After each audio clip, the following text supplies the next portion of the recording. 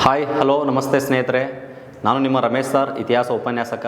ನಿಮ್ಮೆಲ್ಲರಿಗೂ target coaching centre Vijayapura YouTube ತರಗತಿಗೆ ಸ್ವಾಗತ ಸುಸ್ವಾಗತ. ಸ್ನೇಹಿತರೆ, ನಾನು ನಿನ್ನೆ ಒಂದು ವಿಡಿಯೋ ಮಾಡಿದ್ದೆ, ಅದರಲ್ಲಿ ಸ್ವಲ್ಪ ಟೆಕ್ನಿಕಲ್ ಆಗಿ ಇಶ್ಯೂ ಆಗಿ ಆ ವಿಡಿಯೋ ಡಿಲೀಟ್ ಆದ ಕಾರಣ ಮತ್ತೊಂದು ಬೇರೆ ಅದೇ ಕಾನ್ಸೆಪ್ಟನ್ನು ಇವತ್ತು ನಾನು ನಿಮಗೆ ಹೇಳಲಿದ್ದೀನಿ. ಸ್ನೇಹಿತರೆ ನೋಡಿ, ನಿನ್ನೆ ತರಗತಿಯಲ್ಲಿ ವೇದಗಳ ಕಾಲದ ನಾಗರಿಕತೆ ಬಗ್ಗೆ ಚರ್ಚೆ ಮಾಡಿದ್ದೆ.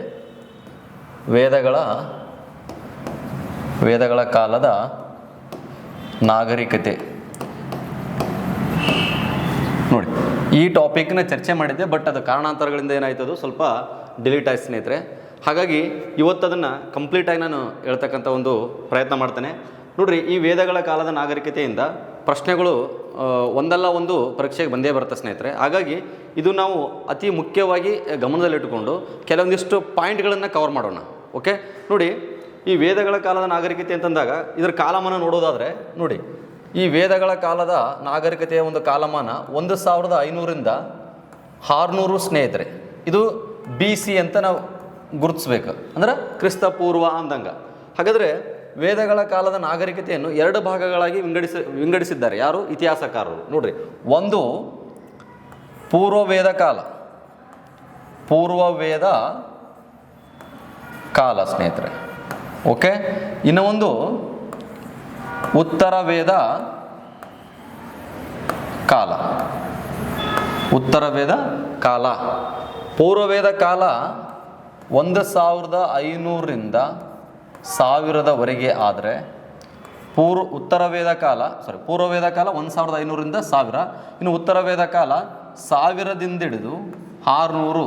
ಡೈರೆಕ್ಟ್ ಕ್ವಶನ್ ಕೇಳ್ಯಾರ ಸ್ನೇಹಿತರೆ, ಉತ್ತರ ವೇದದ ಕಾಲಾವಧಿ ಏನು ಅಂತ ಕೇಳಿದಾರೆ, ಪೂರ್ವ ವೇದ ಕಾಲದ ಕಾಲಾವಧಿ ಏನಂತ ಕೇಳಿರ್ತಕ್ಕಂಥದ್ದು. ಓಕೆ, ಹಾಗಾದ್ರೆ ನಿಮಗೆ ಇದು ಅರ್ಥ ಆಗ್ಬೇಕಂತಂದ್ರೆ ಆರ್ಯರು ಏನು ಬರ್ತಾರಲ್ಲ, ಈ ಸಪ್ತ ಸಿಂಧು ಪ್ರದೇಶದಲ್ಲಿ ಬಂದು ವಾಸ ಮಾಡ್ತಾರಲ್ಲ, ಅದಾದ ನಂತರ ಮತ್ತೆ ಬೇರೆ ಪ್ಲೇಸ್ಗೆ ಏನಾಗ್ತಾರ, ಶಿಫ್ಟ್ ಆಗ್ತಾರೆ ಅಂದಂಗೆ.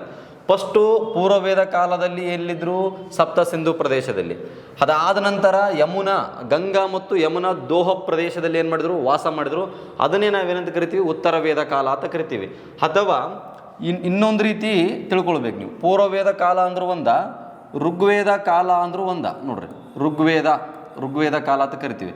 ಅಥವಾ ಉತ್ತರ ವೇದ ಕಾಲವನ್ನು ನಂತರ ವೇದ ಕಾಲ ಅಂತ ಕರಿತೀವಿ. ನಂತರ ವೇದ ಕಾಲ ಅಂದ್ರೆ ಪೂರ್ವವೇದ ಕಾಲವನ್ನು ಋಗ್ವೇದ ಕಾಲ ಎಂದು ಕರೆಯಲು ಕಾರಣ ಏನಂತಂದರೆ, ಪೂರ್ವವೇದದಲ್ಲಿ ಏನಾಯಿತು? ಋಗ್ವೇದ ಅನ್ನೋದು ರಚನೆ ಆಯಿತು. ಇನ್ನು ಉತ್ತರ ವೇದದ ಕಾಲದಲ್ಲಿ ಇನ್ನೂ ಉಳಿದಿರತಕ್ಕಂಥ 3 ವೇದಗಳು ರಚನೆ ಆದವನ್ನ ಕಾರಣಕ್ಕಾಗಿ ಇದು ನಂತರ ವೇದ ಕಾಲ ಅಂತಲೂ ಕರಿತೀವಿ ಸ್ನೇಹಿತರೆ. ಓಕೆ, ಇದು ನಿಮಗೆ ಗೊತ್ತಿರಬೇಕು. ಇದು ರಚನೆ ಆಗಿದ್ದು ಸಪ್ತ ಸಿಂಧು ಪ್ರದೇಶದಲ್ಲಿ. ನೋಡ್ರಿ, ಸಪ್ತ ಸಿಂಧು ಪ್ರದೇಶದಲ್ಲಿ. ಆದರೆ ಇದು ಗಂಗಾ ಮತ್ತು ಯಮುನಾ, ಈ ಯಮುನಾ ದೋಹಬ್ ಪ್ರದೇಶದಲ್ಲಿ. ನೋಡ್ರಿ, ದೋಹಬ್ ಪ್ರದೇಶದಲ್ಲಿ ಈ ಸಪ್ತ ಸಿಂಧು ಪ್ರದೇಶವನ್ನೇ ಬ್ರಹ್ಮಾವತ ನಾಡು ಅಂತ ಕರಿತಾರೆ. ಬ್ರಹ್ಮಾವತ ನಾಡು ಅಂತ ಕರೆದ್ರೆ, ಈ ಗಂಗಾ ಮತ್ತು ಯಮುನಾ ದೋಹ ಪ್ರದೇಶವನ್ನು ಆರ್ಯವತ ಪ್ರದೇಶ ಅಂತ ಕರೆದಿರ್ತಕ್ಕಂಥದ್ದು. ಆರ್ಯವತ ಪ್ರದೇಶ ಅಂತ ಕರೆದಿರ್ತಕ್ಕ ಸ್ನೇಹಿತರೆ. ಇದು ನಿಮಗೆ ಇಷ್ಟು ಬೇಸಿಕ್ ನಿಮಗೆ ಕಂಪಲ್ಸರಿ ಗೊತ್ತಿರಬೇಕು. ಓಕೆ, ಹಾಗಾದರೆ ವೇದಗಳ ನಿರ್ಮಾಪಕರು ಯಾರು ಅಂತಂದಾಗ, ವೇದಗಳ ನಿರ್ಮಾಪಕರು ಸ್ನೇಹಿತರೆ ಆರ್ಯರು. ಇದು ತುಂಬ ಇಂಪಾರ್ಟೆಂಟ, ಡೈರೆಕ್ಟ್ ಕ್ವಶನ್ ಕೇಳ್ತಾನೆ. ಆರ್ಯರು, ವೇದಗಳ ನಿರ್ಮಾಪಕರು ಯಾರು ಅಂದರೆ ಆರ್ಯರು. ಹಾಗಾದರೆ ಆರ್ಯ ಅನ್ನುವಂಥ ಪದದ ಅರ್ಥ ಏನು? ನೋಡ್ರಿ, ಇದು ಆರ್ಯ ಅನ್ನುವಂಥ ಪದದ ಅರ್ಥ ಕೇಳಿದಾನೆ ಕೆಲವೊಂದು ಎಕ್ಸಾಮಲ್ಲಿ. ಕುಲಿನ ಒಡೆಯ ಅಂತ ಅರ್ಥ. ನೋಡ್ರಿ, ಕುಲಿನ ಒಡೆಯ. ಹಾಗಾದರೆ ಕುಲಿನ ಒಡೆಯ ಅಂದ್ರೆ ಒಂದೇ ಅರ್ಥ, ಕೃಷಿ ಮಾಡುವವ ಅಂತರ ಅದೇ ಅರ್ಥ ಕೊಡುತ್ತೆ. ಅದೇ ರೀತಿ ಕೆಲವೊಂದು ಬಾರಿ ಶ್ರೇಷ್ಠ, ಉತ್ತಮ ದರ್ಜೆ ಅಂತಲೂ ಕೊಡ್ತಿರ್ತಾನೆ. ಇವೆಲ್ಲವೂ ಒಂದೇ ಸ್ನೇಹಿತರೆ. ಇಲ್ಲಿ ಮೇನ್ ನೆನ್ಪಿಡಬೇಕಾಗಿದ್ದು ಕೃಷಿ ಮಾಡುವವ ಅಥವಾ ಕುಲಿನ ಒಡೆಯ ಎಂದರ್ಥ. ಹಾಗಾದರೆ ಆರ್ಯರು ಬಂದದ ನಂತರ ಇವರು ವೈದಿಕ ಸಾಹಿತ್ಯವನ್ನು ಹುಟ್ಟಾಗಿರ್ತಕ್ಕಂಥದ್ದು. ವೈದಿಕ ಸಾಹಿತ್ಯ ಸ್ನೇಹಿತರೆ, ಇದು ತುಂಬ ಇಂಪಾರ್ಟೆಂಟ್. ಓಕೆ, ಇದನ್ನು ಆನಂತರ ಚರ್ಚೆ ಮಾಡ್ತೇನೆ.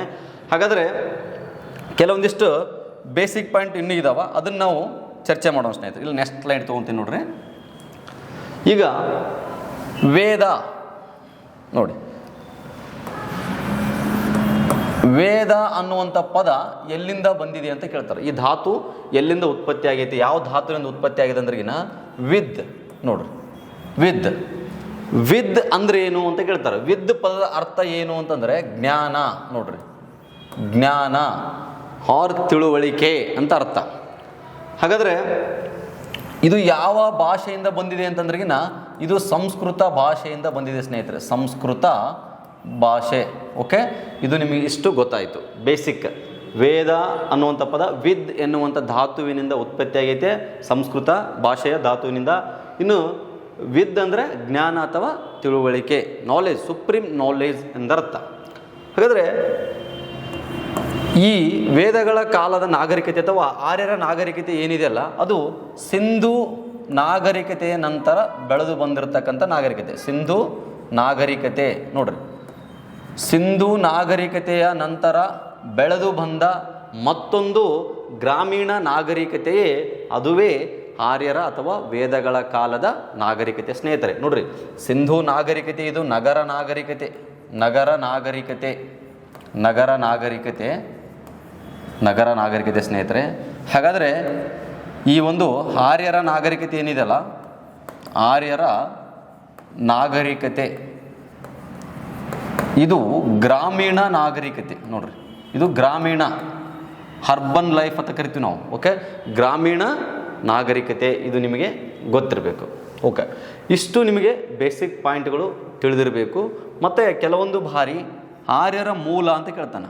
ಆರ್ಯರ ಮೂಲ, ಆರ್ಯರ ಮೂಲ ಯಾವುದು?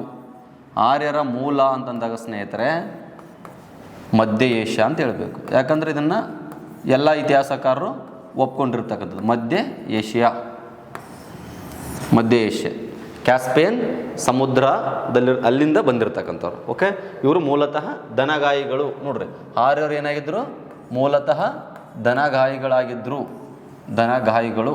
ಅಲ್ಲಿಂದ ಆ ದನಗಳಿಗೆ ಆಹಾರವನ್ನು ಹರಸುತ್ತಾ ಅಥವಾ ಹುಡುಕುತ್ತಾ ಇವರು ಈ ಕಡೆ ಅಂದ್ರೆ ವಾಯು ಭಾರತಕ್ಕೆ ಬರ್ತಾರೆ.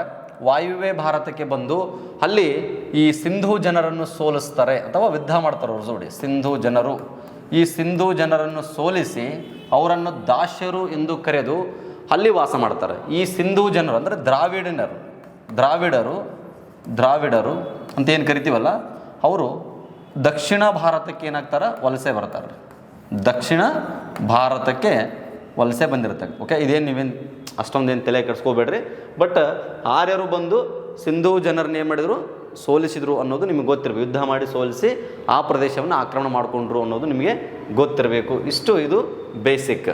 ಹಾಗಾದರೆ ಈ ಆರ್ಯರ ಒಂದು ಮೂಲದ ಬಗ್ಗೆ ಕೆಲವೊಂದಿಷ್ಟು ಗೊಂದಲಗಳಿವೆ. ಓಕೆ, ಇನ್ನೂವರೆಗೂ ಕೂಡ ಗೊಂದಲಗಳಿವೆ. ಬಟ್ ನಾವು ಎಕ್ಸಾಮ್ ದೃಷ್ಟಿಯಿಂದ ಅವರ ಮೂಲ ಮಧ್ಯ ಏಷ್ಯಾ ಅಂತೇಳಿ ಏನು ಮಾಡಬೇಕು? ನಾವು ಕನ್ಸಿಡರ್ ಮಾಡ್ಕೊಳ್ಬೇಕಾಗ್ತದೆ. ಓಕೆ, ಹಾಗಾದರೆ ಕೆಲವೊಂದು ಇತಿಹಾಸಕಾರರು ಅಭಿಪ್ರಾಯಪಟ್ಟರು ಆರ್ಯರ ಮೂಲದ ಬಗ್ಗೆ. ನೋಡ್ರಿ, ಆರ್ಯರ ಮೂಲ, ಈ ಒಂದು ಆರ್ಯರ ಮೂಲದ ಬಗ್ಗೆ ಇತಿಹಾಸಕಾರ ಏನು ಹೇಳಿದಾರ ನೋಡ್ರಿ, ಅವರ ಅಭಿಪ್ರಾಯ ಏನು? ಇತಿಹಾಸಕಾರರ ಅಭಿಪ್ರಾಯ ನೋಡ್ರಿ, ಇತಿಹಾಸಕಾರರ ಒಂದು ಅಭಿಪ್ರಾಯಗಳು ಏನಿದಾವ, ಯಾವ ಮೂಲದಿಂದ ಬಂದಾರ ಅನ್ನೋದು ತುಂಬ ಇಂಪಾರ್ಟೆಂಟ್ ಆಗುತ್ತೆ. ಓಕೆ, ನೋಡ್ರಿ, ಈಗ ಇಲ್ಲಿ ಒಂದಿಷ್ಟು ಜನರನ್ನ ಹೇಳ್ತೀನಿ. 1 2 3 4 5 ಇಂಪಾರ್ಟೆಂಟಾಗಿ ಒಂದು 5 ಜನದ ಬಗ್ಗೆ ನಾವು ಮಾತಾಡೋಣ. ಫಸ್ಟ್ ನೋಡ್ರಿ, ಇಲ್ಲಿ ಫಸ್ಟ್ ನಾವು ಯಾರ ಬಗ್ಗೆ ಮಾತಾಡಬೇಕಪ್ಪ ಅಂದ್ರೆ ಮ್ಯಾಕ್ಸ್ ಮುಲ್ಲರ್ ಬಗ್ಗೆ ಮಾತಾಡಬೇಕು. ಮ್ಯಾಕ್ಸ್ ಮುಲ್ಲರ್ ಅವರು ಏನಿದಾರಲ್ಲ, ಇವರು ಸೆಂಟ್ರಲ್ ಏಷ್ಯಾ, ಮಧ್ಯ ಏಷ್ಯಾ ಎಂದು ದೃಢಪಡಿಸ್ತಾರೆ. ಮಧ್ಯ ಏಷ್ಯಾ. ಓಕೆ, ಅಂದರೆ ಆರ್ಯರ ಮೂಲ ಮಧ್ಯ ಏಷ್ಯಾ ಅಂತ ಹೇಳಿರ್ತಕ್ಕಂಥವ್ರು ಯಾರು? Max Muller. ಹಾಗಾದರೆ ಉತ್ತರ ಧ್ರುವ ಅಂತ ಹೇಳಿದವ್ರು ಯಾರಂದ್ರೆ ಬಾಲಗಂಗಾಧರ್ ತಿಲಕ್. ಇವರು ಉತ್ತರ ಧ್ರುವ ನೋಡ್ರಿ, ಉತ್ತರ ಧ್ರುವದಲ್ಲಿ ವ್ಯಕ್ತಪಡಿಸ್ತಾರೆ. ಇನ್ನದಾದ ನಂತರ ಇನ್ನೊಬ್ಬ ಓರ್ವ ಇತಿಹಾಸಕಾರ ಅಥವಾ ಒಬ್ಬ ಸಮಾಜ ಸುಧಾರಕರು ಯಾರಪ್ಪ ಅಂತಂದ್ರೆ ಸ್ವಾಮಿ ದಯಾನಂದ ಸರಸ್ವತಿ ಅವರು. ಸ್ವಾಮಿ ದಯಾನಂದ ಸರಸ್ವತಿ ಇವರು ಟಿಬೇಟ್ನಿಂದ ಬಂದಿದ್ದಾರೆ ಅಂತ ಹೇಳಿರ್ತಕ್ಕಂಥದ್ದು. ಆರ್ಯರ ಮೂಲ ಟಿಬೇಟ್. ನೆಕ್ಸ್ಟು ಸ್ವಾಮಿ ವಿವೇಕಾನಂದವರು ಆರ್ಯರ ಮೂಲ ಭಾರತ ಅಂದ್ರೆ ಇವರು ಸ್ವದೇಶಿ ಸಿದ್ಧಾಂತವನ್ನು ಮಂಡಿಸ್ತಾರೆ. ಓಕೆ, ಸ್ವದೇಶಿ ಸಿದ್ಧಾಂತ. ನೆಕ್ಸ್ಟ್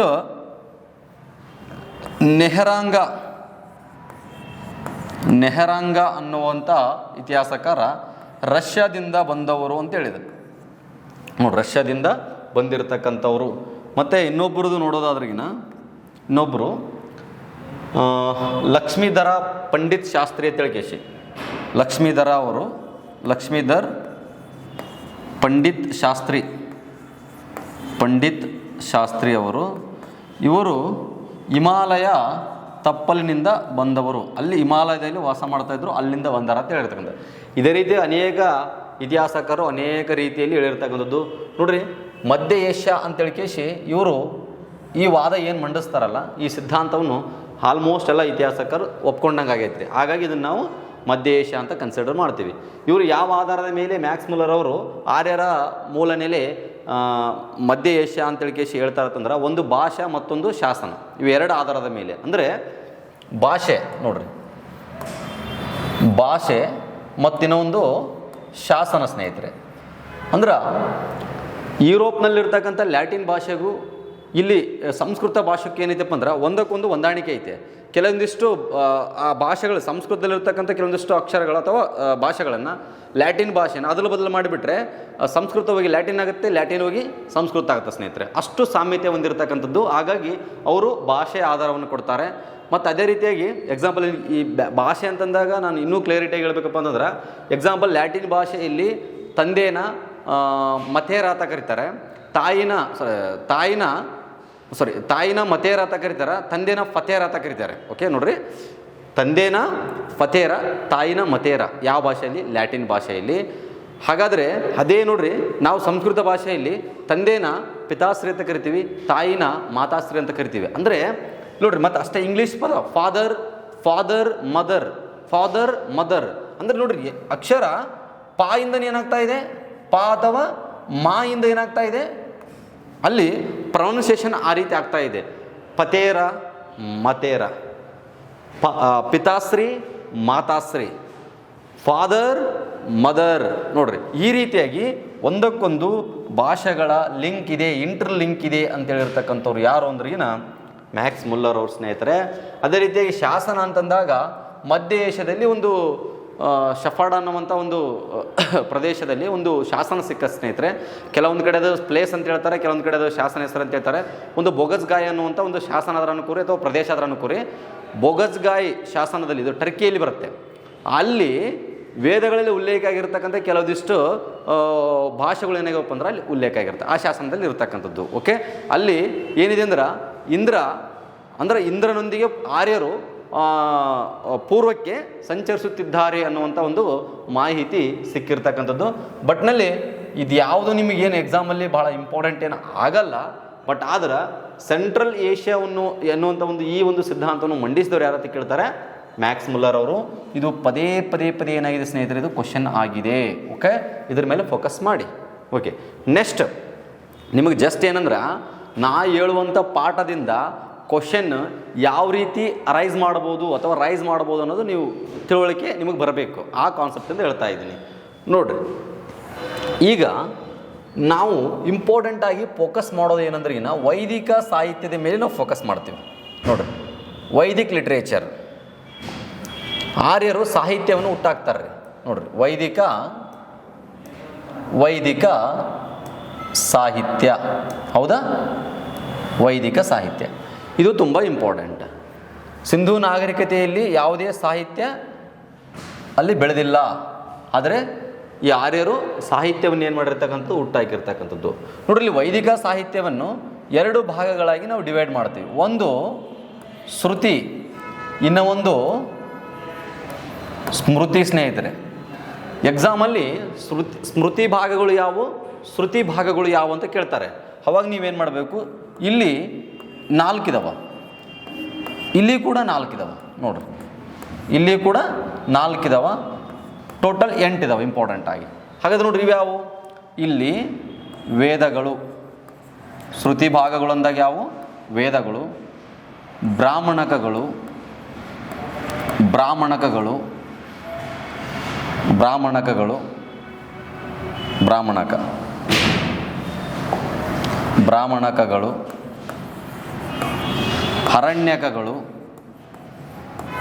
ಅರಣ್ಯಕಗಳು. ನೆಕ್ಸ್ಟು ಉಪನಿಷತ್ತು ನೋಡಿ ಸ್ನೇಹಿತರೆ, ಉಪನಿಷತ್ತು ಇವು 4.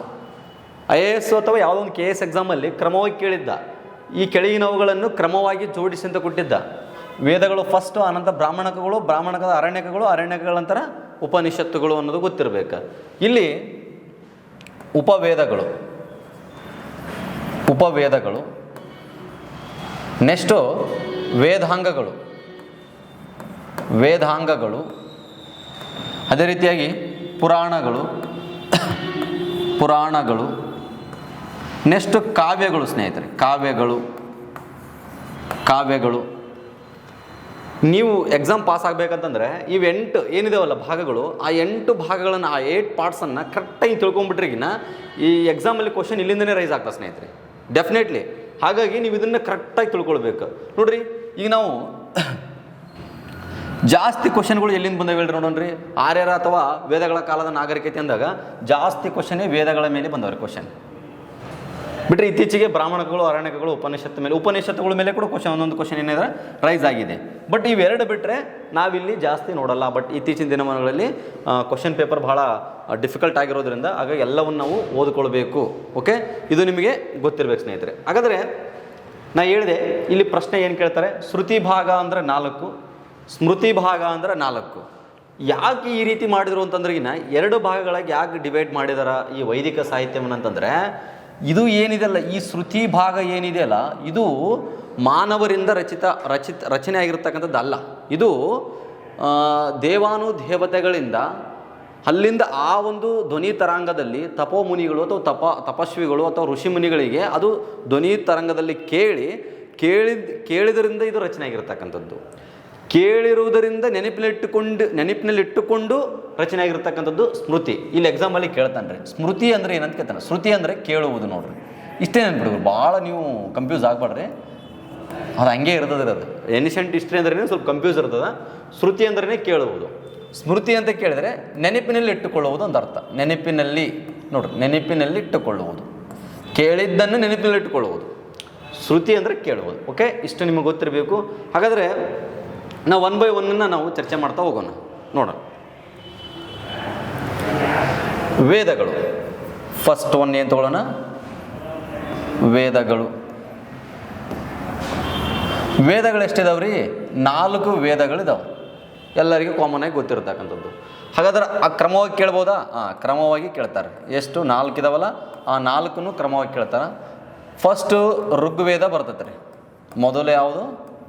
ಋಗ್ವೇದ, ಯಜುರ್ವೇದ,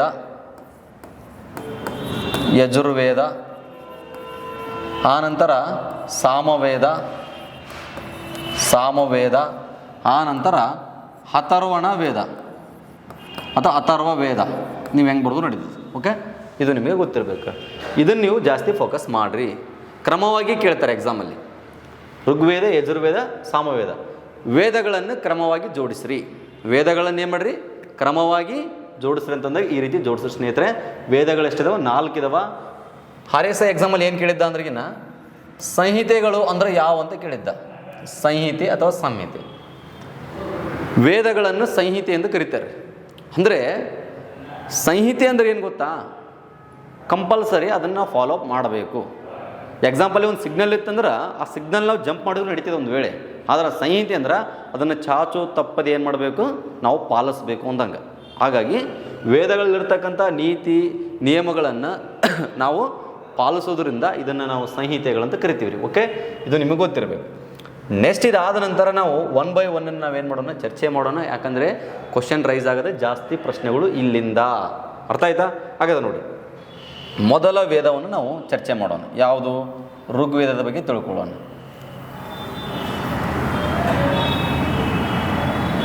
ಒಂದು ಸೆಕೆಂಡ್. ಋಗ್ವೇದ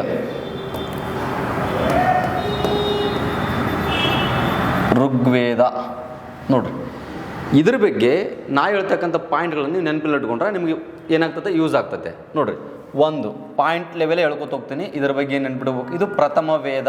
ಹಲವಾರು ಬಾರಿ ಪ್ರಶ್ನೆ ಕೇಳಿದಾನ, ಇವತ್ತಿಗೂ ಕೂಡ ಪ್ರಶ್ನೆ ಕೇಳ್ತಾ ಇದ್ದಾನೆ. ಪ್ರಥಮ ವೇದ ಅಥವಾ ಪುರಾತನ ವೇದ ಯಾವುದು ಅಂತ ಕೇಳ್ತಾರೆ. ಇದೆ. ಇನ್ನು ಈ ಋಗ್ವೇದದಲ್ಲಿ ಎಷ್ಟು ಶ್ಲೋಕಗಳಿದಾವೆ ಅಂತ ಕೇಳ್ಯಾರ. 1028 ಶ್ಲೋಕಗಳಿದಾವೆ, 10 ಮಂಡಲಗಳಿದಾವೆ, 10 ಮಂಡಲಗಳಿದಾವೆ. ಓಕೆ, ಇನ್ನು ಮೂಲತಃ 1017 ಇತ್ತು, ಆನಂತರ 1028 ಆಯಿತು. ಹಾಗಾದರೆ ಈ ಒಂದು ಋಗ್ವೇದ ಯಾವುದರ ಕುರಿತು ವಿವರಿಸುತ್ತದೆ ಅಂತ ಕೇಳಿದರೆ ಇದು ಪ್ರಕೃತಿಯಲ್ಲಿರ್ತಕ್ಕಂಥ, ನೋಡ್ರಿ,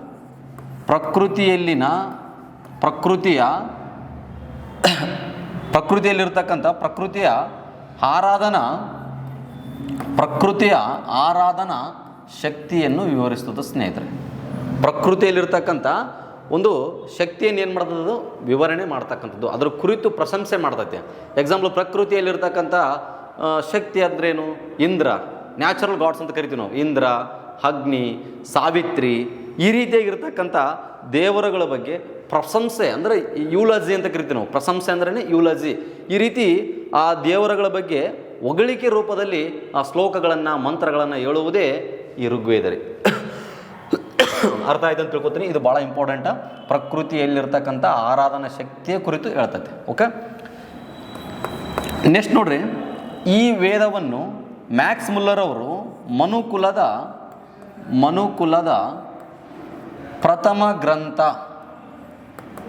ಪ್ರಥಮ ಗ್ರಂಥ ಎಂದು ಉಲ್ಲೇಖಿಸಿದ್ದಾರೆ. ಅಂಡರ್ಸ್ಟ್ಯಾಂಡ್? ನೆಕ್ಸ್ಟ್ ಅದೇ ರೀತಿಯಾಗಿ ಈ ವೇದವನ್ನು ಪರ್ಷಿಯಾದ ಜೊರಾಸ್ಟ್ರಿಯನ್ ಗ್ರಂಥಕ್ಕೆ ಹೋಲಿಕೆ ಮಾಡಲಾಗಿದೆ. ಇದೊಂದು ಪಾಯಿಂಟ್ ನೆನಪಿರಬೇಕು. ಅದೇ ರೀತಿಯಾಗಿ ಋಗ್ವೇದದಲ್ಲಿರ್ತಕ್ಕಂಥ ಶ್ಲೋಕ ಮತ್ತು ಮಂತ್ರಗಳನ್ನು ಹೇಳ್ತಕ್ಕಂಥ ಮುಖ್ಯ ಪುರೋಹಿತನಿಗೆ ಓತ್ರಿ ಎಂದು ಕರೆಯಲಾಗುತ್ತಿತ್ತು. ನೋಡ್ರಿ, ಓತ್ರಿ ತುಂಬ ಇಂಪಾರ್ಟೆಂಟ. ಎಕ್ಸಾಮಲ್ಲಿ ಯಾವ ಪಾಯಿಂಟನ್ನು ಯಾವಾಗ ಕೇಳ್ತಾನ ಗೊತ್ತಿಲ್ಲ, ಹಾಗಾಗಿ ಎಲ್ಲವನ್ನು ತಿಳ್ಕೊಳ್ಳೋಂಥ ಪ್ರಯತ್ನ ಮಾಡಬೇಕು. ಇಷ್ಟು ನಿಮಗೆ ಗೊತ್ತಿರಬೇಕು. ಓಕೆ, ಹಾಗಾದರೆ ಇನ್ನೂ ಇಂಪಾರ್ಟೆಂಟ್ ಇದಾವೆ. ಇಲ್ಲಿ ಏನು ಇಂಪಾರ್ಟೆಂಟ್ ಅಂತಂದರೆ, ಇಲ್ಲಿ ಮಂಡಲ ಅಂತ ಹೇಳಿದೆ. ಮಂಡಲ ಅಂದ್ರೆ ಏನ್ರಿ? Volumes, chapter. ಹಾಗಾದರೆ ಎಷ್ಟು ಮಂಡಲ? 10 ಮಂಡಲ. ಅದರಲ್ಲಿ ಕೆಲವೊಂದಿಷ್ಟು ಇಂಪಾರ್ಟೆಂಟ್ ಆಗಿರ್ತಕ್ಕಂಥ ಮಂಡಲಗಳು 1, 3, 7, 9, 10 ಇಷ್ಟು ಮಂಡಲಗಳಿದಾವೆ. ಹಾಗಾದರೆ ಈ ಮೊದಲನೇ ಮಂಡಲ ಏನಿದೆಯಲ್ಲ, ಇದು ಅಗ್ನಿ ದೇವರ ಕುರಿತು ವಿವರಿಸ್ತಕ್ಕಂಥದ್ದು, ಅಗ್ನಿ. ಮೂರನೆಯದು ಸಾವಿತ್ರಿ ದೇವಿಯ ಕುರಿತು ಹೇಳ್ತಕ್ಕಂಥದ್ದು. ಇನ್ನು 7ನೆಯದು ದಶರಾಜನ ಯುದ್ಧದ ಕುರಿತು ಹೇಳ್ತಕ್ಕಂಥದ್ದು. 9ನೆಯದು ಸೋಮರಸ ಎನ್ನುವಂಥ ಈ ಪಾನೀಯದ ಬಗ್ಗೆ ಹೇಳ್ತಕ್ಕಂಥ ಸ್ನೇಹಿತರೆ. 10ನೆಯದು ಪುರುಷ ಸೂಕ್ತ. ನೋಡ್ರಿ, ಪುರುಷ ಸೂಕ್ತ ಮತ್ತು ಚಾತುರ್ವರ್ಣದ ಬಗ್ಗೆ ತಿಳಿಸ್ತಕ್ಕಂಥದ್ದು.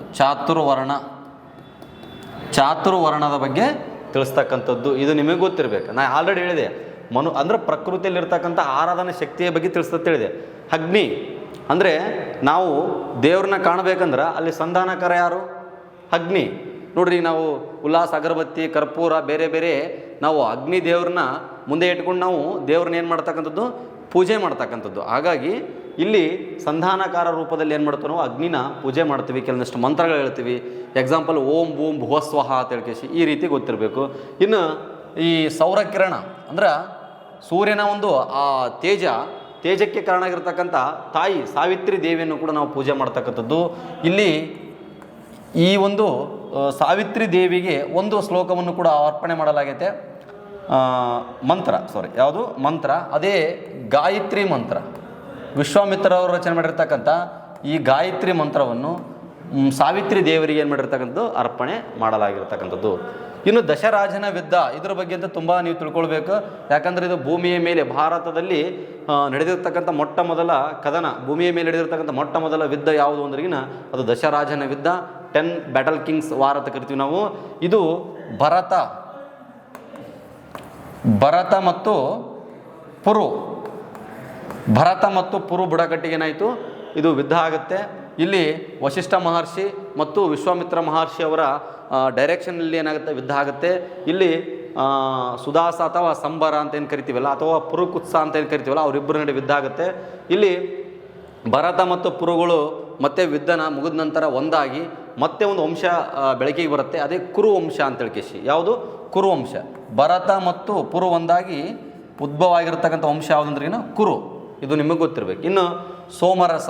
ಈ ಸೋಮರಸ ಅಂದರೆ ಏನಂದರೆ ಗೊತ್ತಾ? ಇದೊಂದು ಡ್ರಿಂಕ್ಸ್ ಅಂತ ಅರ್ಥ. ಓಕೆ, ಪಾನೀಯ ಅಂತ ಅರ್ಥ. ಅಂದರೆ ಈಗ ಸೇಂದಿ ಎಂಡ ಅಂತ ಕರಿತಾರಲ್ಲ, ಆ ರೀತಿ ಇದು ಇಂದ್ರನಿಗೆ ಬಹಳ ಪ್ರಿಯವಾಗಿತ್ತು ಅನ್ನೋ ಕಾರಣಕ್ಕಾಗಿ ಇದರ ಬಗ್ಗೆ ಕೂಡ 9ನೇ ಮಂಡಲದಲ್ಲಿ ಏನೈತೆ ಉಲ್ಲೇಖ ಇದೆ. ಅದೇ ರೀತಿಯಾಗಿ 10ನೇ ಮಂಡಲದಲ್ಲಿ ಪುರುಷ ಸೂಕ್ತ ಮತ್ತು ಚಾತುರ್ವರ್ಣದ ಬಗ್ಗೆ ಅಂದರೆ ಜಾತಿ ಪದ್ಧತಿ ಬಗ್ಗೆ ಉಲ್ಲೇಖ ಇದೆ ಸ್ನೇಹಿತರೆ. ಇಷ್ಟು ಪಾಯಿಂಟು ಋಗ್ವೇದದ ಬಗ್ಗೆ ನೀವು ತಿಳ್ಕೊಂಡಿರಬೇಕು. ಓಕೆ, ಇಷ್ಟು ನಿಮಗೆ ಗೊತ್ತಿರಬೇಕು. ಇನ್ನು ಋಗ್ವೇದ ರಚನೆ ಆಗಿರತಕ್ಕಂಥ ಅವಧಿ ಕೇಳಿದ್ರೆ 1500ರಿಂದ 1000 ನೋಡ್ರಿ, ಇದು ಋಗ್ವೇದ ಕಾಲ ಅಂತ ಕರಿತೀವಿ. ಋಗ್ವೇದದ ಕಾಲ ಅಂದ್ರೆ 1500ರಿಂದ 1000 ಸ್ನೇಹಿತರೆ. ಓಕೆ, ಇಷ್ಟ. ಹಾಗಾದರೆ ನೆಕ್ಸ್ಟ್ ನೋಡೋಣ. ಓಕೆ, ನೆಕ್ಸ್ಟ್ ಹಾಂ, ಇಲ್ಲೇ ಇದನ್ನೇ ರಫ್ ಮಾಡ್ತೇನೆ, 1 ಸೆಕೆಂಡ್. ಈಗ ವೇದಗಳಲ್ಲಿ ಮೊದಲ ವೇದ ಮುಗಿದಿದೆ ಸ್ನೇಹಿತರೆ. ಹಾಗಾದರೆ ಈಗ ನೆಕ್ಸ್ಟ್ ಯಜುರ್ವೇದ ತಗೊಳ್ಳೋಣ. ಯಜುರ್ವೇದ ನೆಕ್ಸ್ಟ್ ನೋಡ್ರಿ, ಯಜುರ್ವೇದ. ಯಜುರ್ವೇದ. ಓಕೆ, ಈ ವಿಡಿಯೋನ ಯಾರ್ಯಾರು ನೋಡಾತಿರಲ್ಲ, ನಿಮಗೇನಾದರೂ ಇದರಲ್ಲಿ ಮಾಹಿತಿ ಜಾಸ್ತಿ ಇದೆ ಅಂತ ಏನಾದರೂ ಅನಿಸ್ತೆ ಅಂದ್ರೆ ನಿಮ್ಮೆಲ್ಲರಿಗೂ ಸ್ನೇಹಿತರಿಗೂ ಅಲ್ಲಿ ಶೇರ್ ಮಾಡಿರಿ ಸ್ನೇಹಿತರೆ. ಓಕೆ, ಎಲ್ಲರಿಗೂ ಇದು ಯೂಸ್ ಆಗಲಿ ಅಂತ ನನ್ನ ಆಸೆ. ನೋಡಿರಿ, ಹಾಗಾದರೆ ಯಜುರ್ವೇದದ ಬಗ್ಗೆ ಯಾವ್ಯಾವ ಪಾಯಿಂಟ್ ಇಂಪಾರ್ಟೆಂಟ ನೋಡಿರಿ. 1, ಇದು ಯಾವುದ್ರ ಬಗ್ಗೆ ಉಲ್ಲೇಖ ಮಾಡುತ್ತೆ? ಇದು ಯಜ್ಞ ಯಾಗಾದಿಗಳ ಬಗ್ಗೆ ಉಲ್ಲೇಖ ಮಾಡುತ್ತೆ. ಯಜ್ಞ ಯಾಗಾದಿಗಳ ಆಚರಣೆ ಬಗ್ಗೆ ಏನಾಗುತ್ತೆ? ಇದು ಉಲ್ಲೇಖ ಮಾಡತಕ್ಕಂಥದ್ದು. 1 ಪಾಯಿಂಟ್ ಕನ್ಫರ್ಮ್ ಗೊತ್ತಾಯಿತು. ಎರಡನೇದು ಏನು ಅಂತಂದ್ರಿಗಿನ ಇದರಲ್ಲಿ ಎಷ್ಟು ಶ್ಲೋಕಗಳಿದಾವೆ ಅಂತ ಕೇಳ್ತಾರೆ. 1984 ಶ್ಲೋಕಗಳಿದಾವೆ, 40 ಅಧ್ಯಾಯಗಳಿದಾವೆ. 40 ಅಧ್ಯಾಯಗಳಿದಾವೆ. ಓಕೆ, ನೆಕ್ಸ್ಟ್ ಅದೇ ರೀತಿಯಾಗಿ ಇಲ್ಲಿ ಯಜುರ್ವೇದ ಏನಿದೆಯಲ್ಲ ಅದು 2 ಭಾಗಗಳಾಗಿ 2 ಶಾಖೆಗಳಾಗಿ ವಿಂಗಡಣೆ ಆಗ್ತದೆ ಸ್ನೇಹಿತರೆ. 2 ಶಾಖೆಗಳು ನೋಡ್ರಿ. ಒಂದು ಕೃಷ್ಣ ಯಜುರ್ವೇದ, ಇನ್ನೊಂದು ಶುಕ್ಲ ಯಜುರ್ವೇದ. ಈ ಕೃಷ್ಣ ಯಜುರ್ವೇದ ಏನಿದೆಯಲ್ಲ ಇದು ಗದ್ಯ ರೂಪದಲ್ಲಿ ರಚನೆ ಆಗಿರ್ತಕ್ಕಂಥದ್ದು. ಹಾಗಾದರೆ ಶುಕ್ಲ ಯಜುರ್ವೇದ ಪದ್ಯ ರೂಪದಲ್ಲಿ ರಚನೆ ಆಗಿರ್ತಕ್ಕಂಥ ಸ್ನೇಹಿತರೆ, ಪದ್ಯ ರೂಪದಲ್ಲಿ ರಚನೆ ಆಗಿರ್ತಕ್ಕಂಥದ್ದು. ಹಾಗಾದರೆ ಡೈರೆಕ್ಟ್ ಕ್ವಶನ್ ಕೇಳ್ತಾನೆ, ಗದ್ಯ ಮತ್ತು ಪದ್ಯವನ್ನು ಒಳಗೊಂಡಿರ್ತಕ್ಕಂಥ ವೇದ ಯಾವುದು ಅಂತ ಕೇಳ್ತಾರೆ. ಯಜುರ್ವೇದ ಅನ್ನೋದು ಗೊತ್ತಿರಬೇಕು. ಇದು ಯಜ್ಞ ಯಾಗಾದಿಗಳ ಆಚರಣೆ ಬಗ್ಗೆ ತಿಳಿಸ್ತಕ್ಕಂಥ ಸ್ನೇಹಿತರೆ. ಓಕೆ, ನೆಕ್ಸ್ಟ್ ನೋಡೋಣ. ಹಾಗಾದರೆ ಇಲ್ಲಿರ್ತಕ್ಕಂಥ ಮುಖ್ಯ ಪುರೋಹಿತನನ್ನು ಏನೆಂದು ಕರೆಯಲಾಗ್ತಿತ್ತು ಅಂದ್ರೆ ಅಧ್ವರ್ಯ ಎಂದು ಕರೆಯಲಾಗ್ತಾ ಇತ್ತು. ನೋಡ್ರಿ, ಇಲ್ಲಿನ ಪುರೋಹಿತನನ್ನು ಏನಂತ ಕರೆಯಲಾಗ್ತಿತ್ತು? ಮುಖ್ಯ ಪುರೋಹಿತನನ್ನು ಅಧ್ವರ್ಯ ಎಂದು ಕರೆಯಲಾಗುತ್ತಿತ್ತು. ಇದು ನಿಮಗೆ ಇಷ್ಟು ನಿಮಗೆ ಇದ್ರ ಬಗ್ಗೆ ಗೊತ್ತಿರಬೇಕು, ಯಾವುದು? ಯಜುರ್ವೇದದ ಬಗ್ಗೆ. ಓಕೆ, ಮೇನ್ ಇಂಪಾರ್ಟೆಂಟ್ ಕೃಷ್ಣ ಮತ್ತು ಶುಕ್ಲ. ಕ್ವಶನ್ ಏನು ಕೇಳ್ತಾರ?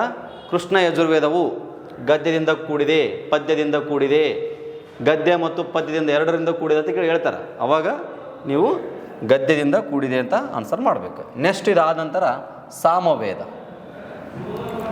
ಸಾಮವೇದ ಇದ್ರ ಬಗ್ಗೆ ಕೆಲವೊಂದಿಷ್ಟು ಮಾಹಿತಿ ನೋಡ್ರಿ. ಸಾಮವೇದ ಇದು ಸಂಗೀತದ ಬಗ್ಗೆ ಪ್ರಸ್ತಾಪ ಮಾಡ್ತಕ್ಕಂಥದ್ದು. ನೋಡ್ರಿ, ಸಂಗೀತದ ಬಗ್ಗೆ ಏನು ಮಾಡ್ತದೆ? ಉಲ್ಲೇಖ ಮಾಡ್ತಕ್ಕಂಥದ್ದು. ಇದರಲ್ಲಿ ಎಷ್ಟು ಶ್ಲೋಕಗಳಿದಾವ? 1603 ಶ್ಲೋಕಗಳಿದಾವ. ಹಾಗಾದರೆ ಮೂಲತಃ ಶ್ಲೋಕಗಳ ಸಂಖ್ಯೆ ಇದರಲ್ಲಿ ಮೂಲ ಶ್ಲೋಕಗಳು ಬರೀ 99. ಬಟ್ ಇದು ಯಾವ ವೇದದ ಶ್ಲೋಕಗಳನ್ನು ಒಳಗೊಂಡದಂದ್ರಿಗಿನ ಇದು ಋಗ್ವೇದದ ಶ್ಲೋಕಗಳನ್ನು ಒಳಗೊಂಡಿರ್ತಕ್ಕಂಥದ್ದು. ನೋಡ್ರಿ, ಇದು ಇಂಪಾರ್ಟೆಂಟ್, ಎಕ್ಸಾಮಲ್ಲಿ ಕೇಳಿದ್ದಾರೆ ಇದನ್ನು. ಹಾಗಾದರೆ ಇದು ಈ ಒಂದು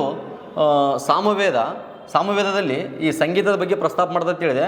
ಯಾವ ಮೂಮೆಂಟಲ್ಲಪ್ಪ ಅಂದ್ರಿಗಿನ ಸೋಮಯಾಗ ನೋಡ್ರಿ, ಅಥವಾ ಸೋಮಯಜ್ಞ ಮಾಡಬೇಕಾದ್ರೆ ಅಲ್ಲಿ ಮಂತ್ರಗಳನ್ನು ಹೇಳಬೇಕಾದ್ರೆ ಅಲ್ಲಿ ಸಂಗೀತ ಏನಾಗ್ತದೆ? ಉತ್ಪತ್ತಿ ಆಗ್ತಕ್ಕಂಥ ಸ್ನೇಹಿತರೆ. ಓಕೆ, ಇಷ್ಟು ನಿಮಗೆ ಗೊತ್ತಿರಬೇಕು. ಇದಾದ ನಂತರ ಇಲ್ಲಿನ ಪುರೋಹಿತನನ್ನು ಎಂದು ಕರೀತಾರಪ್ಪ ಅಂದ್ರಿಗಿನ ಉದ್ಘಾತ್ರಿ ಅನ್ನುವಂಥ ಹೆಸರಿನಿಂದ ಉಲ್ಲೇಖ ಮಾಡಲಾಗುತ್ತೆ. ಇಷ್ಟು ಪಾಯಿಂಟ್ ನಿಮಗೆ ಗೊತ್ತಿರಬೇಕು, ಇಷ್ಟು ಮೇಜರ್ ಪಾಯಿಂಟ್. ಇದಾದ ನಂತರ ಮತ್ತೆ ನಾವು ಅಥರ್ವಣ ವೇದವನ್ನು ನಾವು ಚರ್ಚೆ ಮಾಡೋಣ. ಅಥರ್ವ ವೇದ. ಈ ಅಥರ್ವ ವೇದ ಏನಿದೆಯಲ್ಲ ಇದು ಮಾಟ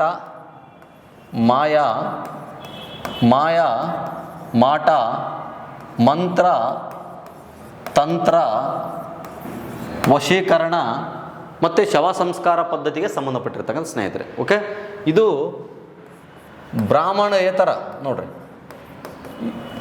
ಒಂದು ಸೆಕೆಂಡ್, ಅಥವಾ ಆರ್ಯರೇತರ.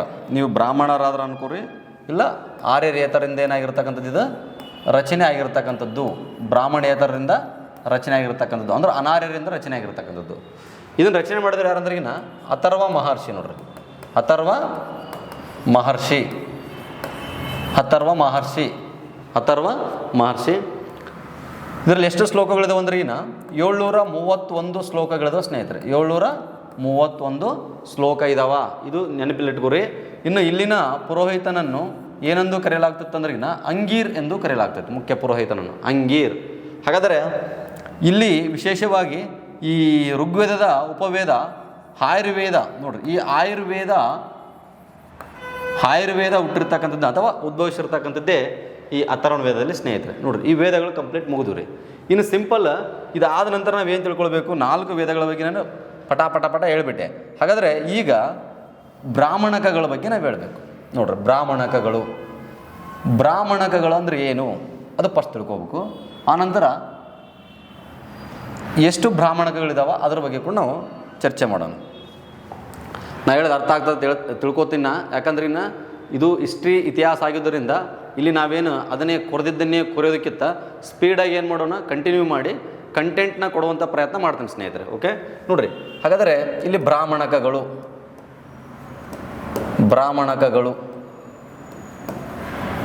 ಏನು, ಬ್ರಾಹ್ಮಣಕಗಳು ಅಂದರೆ ಏನು ನೋಡ್ರಿ. ಬ್ರಾಹ್ಮಣಕಗಳಂತಂದರೆ ವೇದಗಳ ಮೇಲಿನ ವ್ಯಾಖ್ಯಾನಗಳು. ಇಷ್ಟೇ ಸಿಂಪಲಾಗಿ ತಿಳ್ಕೊಂಬಿಡ್ರಿ. ವೇದಗಳ ಮೇಲಿನ ವ್ಯಾಖ್ಯೆಗಳು ಅಥವಾ ವ್ಯಾಖ್ಯಾನಗಳು ಅಂದರೆ ವ್ಯಾಖ್ಯಾನಗಳು ಅಂದರೆ ಎಕ್ಸಾಂಪಲ್ ನೋಡ್ರಿ. ಈಗ ಪ್ರತಿಯೊಂದು ವೇದದಲ್ಲಿ ಶ್ಲೋಕ ಮಂತ್ರಗಳಿದಾವೆ. ಅವು ಏನಿದಾವೆ, ಪದ್ಯದಿಂದ ಕೂಡಿರ್ತಕ್ಕಂಥದ್ದು. ಆ ಒಂದು ಪದ್ಯದಲ್ಲಿರ್ತಕ್ಕಂಥ ಶ್ಲೋಕಗಳನ್ನು ಗದ್ಯಕ್ಕೆ ಕನ್ವರ್ಟ್ ಮಾಡ್ತಕ್ಕಂಥದ್ದೇ ಯಾವುದಂದ್ರಿಗಿನ ಬ್ರಾಹ್ಮಣಕಗಳು. ಇಷ್ಟೇ ನೋಡ್ರಿ, ಪದ್ಯದಲ್ಲಿರ್ತಕ್ಕಂಥವ್ರನ್ನ ಗದ್ಯಕ್ಕೆ ಭಾಷಾಂತರಿಸುವುದೇ ಯಾವುದು, ಬ್ರಾಹ್ಮಣಕಗಳು. ಹಾಗಾದರೆ ಪ್ರತಿಯೊಂದು ವೇದಗಳಿಗೂ ಏನಿದಾವೆ ಬ್ರಾಹ್ಮಣಕಗಳಿದಾವೆ. ಇದು ತುಂಬ ಮೋಸ್ಟ್ ಇಂಪಾರ್ಟೆಂಟ. ಯಾಕಂದ್ರೆ ಪ್ರಶ್ನೆ ಇಲ್ಲಿಂದ 99% ಎಕ್ಸಾಮಲ್ಲಿ ಕೇಳ್ತಕ್ಕಂಥ ಸಾಧ್ಯತೆ ಇರುತ್ತೆ. ನೋಡಿರಿ, ಏನು ಈ ಕಡೆನ ವೇದಗಳನ್ನು ಬರೆಯೋಣ. ಎಕ್ಸಾಂಪಲ್ ಋಗ್ವೇದ, ಯಜುರ್ವೇದ, ಸಾಮವೇದ, ಅಥರ್ವ ವೇದ, ಅಥರ್ವಣ ಅಥವಾ ಅಥರ್ವ ವೇದ. ನೋಡ್ರಿ, ಋಗ್ವೇದಕ್ಕೂ ಕೂಡ ಏನಿದೆ, 2 ಬ್ರಾಹ್ಮಣಕಗಳಿದಾವೆ. ಯಾವುದು, ಐತೆರೆಯ ಬ್ರಾಹ್ಮಣಕ ಅಂತ ಹೇಳ್ಕೇಸಿ, ಐತೆರೆಯ ಬ್ರಾಹ್ಮಣಕ. ಇನ್ನು ಒಂದು ಕೌಶೀತಕಿ ಬ್ರಾಹ್ಮಣಕ. ನೆಕ್ಸ್ಟ್ ಇಲ್ಲಿ ತೈತ್ತೆರೆಯ ಬ್ರಾಹ್ಮಣಕ, ಶತಪಥ ಬ್ರಾಹ್ಮಣಕ. ನೋಡ್ರಿ, ಇನ್ನೊಂದು ಯಾವುದು, ಶತಪಥ ಬ್ರಾಹ್ಮಣಕ. ಓಕೆ, ಇದು ನಿಮಗೆ ಗೊತ್ತಿರಬೇಕು. ನೆಕ್ಸ್ಟು ಸಾಮವೇದದಲ್ಲಿ ಜೈಮಿನಿಯ ಬ್ರಾಹ್ಮಣಕ ಇದೆ. ಇನ್ನು ಒಂದು ಪಂಚವೀಸ್ ಅಂತ ಬರುತ್ತೆ, ಪಂಚವೀಸ್ ಬ್ರಾಹ್ಮಣಕ. ಇನ್ನು ಅಥರ್ವಣ ವೇದದ ಬ್ರಾಹ್ಮಣಕ ಯಾವುದಂದ್ರಿಗಿನ ಗೋಪಥ ಬ್ರಾಹ್ಮಣಕ. ಇದು ತುಂಬ ಇಂಪಾರ್ಟೆಂಟ್ ಸ್ನೇಹಿತರೆ, ಎಕ್ಸಾಮಲ್ಲಿ ಕೇಳ್ತಾನೆ. ಋಗ್ವೇದದ ಬ್ರಾಹ್ಮಣಕಗಳು ಯಾವಂತ ಕೇಳ್ಬೋದು, ಯಜುರ್ವೇದದ ಬ್ರಾಹ್ಮಣಕಗಳು ಯಾವತ್ತ ಕೇಳ್ಬೋದು, ಅಥವಾ ಐತೆರೆಯ ಮತ್ತು ಕೌಶತಿಕಿ ಬ್ರಾಹ್ಮಣಕ ಇದು ಯಾವ ವೇದದ ಬ್ರಾಹ್ಮಣಕಗಳು ಅಂತ ಕೇಳ್ಬೋದು. ಓಕೆ, ಇದು ಕೇಳ್ಬೋದು. ಅಥವಾ ಬ್ರಾಹ್ಮಣಕ ಅಂದ್ರೆ ಏನಂತ ಕೇಳ್ಬೋದು. ಇದು ನಿಮಗೆ ಕಾನ್ಸೆಪ್ಟ್ ಕ್ಲಿಯರಾಗಿ ಗೊತ್ತಿರಬೇಕು. ಇನ್ನು ಅರಣ್ಯಕಗಳು ಅಂತ ಬರ್ತವೆ. ಅದೇನು ಮೋಸ್ಟ್ ಇಂಪಾರ್ಟೆಂಟ್ ಏನಿಲ್ಲ. ಅರಣ್ಯಕಗಳಂದರೆ ಇಲ್ಲಿ ಏನು ಪ್ರಶ್ನೆ ಕೇಳ್ಬೋದು ಅಂದ್ರಿಗಿನ ಅರಣ್ಯಕಗಳಂದರೆ ತಿಳ್ಕೊಂಬಿಡ್ರಿ, ಬ್ರಾಹ್ಮಣಕಗಳ ಮೇಲಿನ ಉಪಬಂಧಗಳು ಅಥವಾ ಕೊನೆಯ ಸಾಲುಗಳು ಅಂತ ಅರ್ಥ.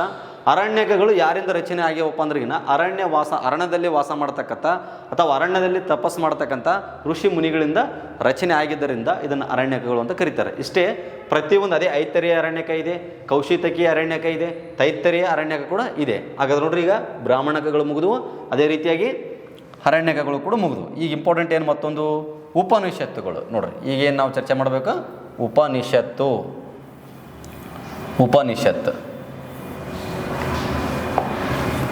Very important.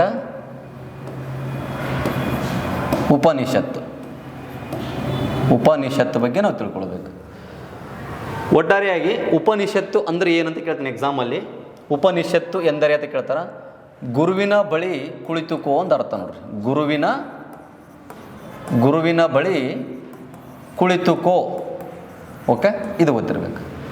ಅಥವಾ ಗುರುವಿನ ಬಳಿ ಕುಳಿತುಕೊಂಡು ನಿಗೂಢ ಅಥವಾ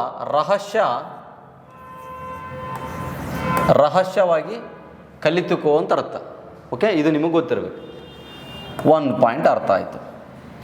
ಇನ್ನು 2ನೇ ಪಾಯಿಂಟ್ ಏನು ಅಂದ್ರಿಗಿನ ಉಪನಿಷತ್ತುಗಳ ಸಂಖ್ಯೆ ಕೇಳ್ತಾರೆ ಎಕ್ಸಾಮಲ್ಲಿ. 108 ಇದಾವೆ ನೋಡ್ರಿ. ಎಷ್ಟು ಉಪನಿಷತ್ತುಗಳಿದಾವೆ? 108 ಉಪನಿಷತ್ತುಗಳಿದಾವ. ಆದರೆ ಇವು ನಮಗೆ ದೊರಕಿರ್ತಕ್ಕಂಥ ಉಪನಿಷತ್ತುಗಳು. ಆದರೆ ಒಟ್ಟು 400 ಉಪನಿಷತ್ತುಗಳಿದಾವೆ ನೋಡ್ರಿ. 400 ಉಪನಿಷತ್ತುಗಳಿದಾವೆ. ಅದರಲ್ಲಿ ಸಿಕ್ಕಿರ್ತಕ್ಕಂಥವೇ 108 ಉಪನಿಷತ್ತುಗಳು.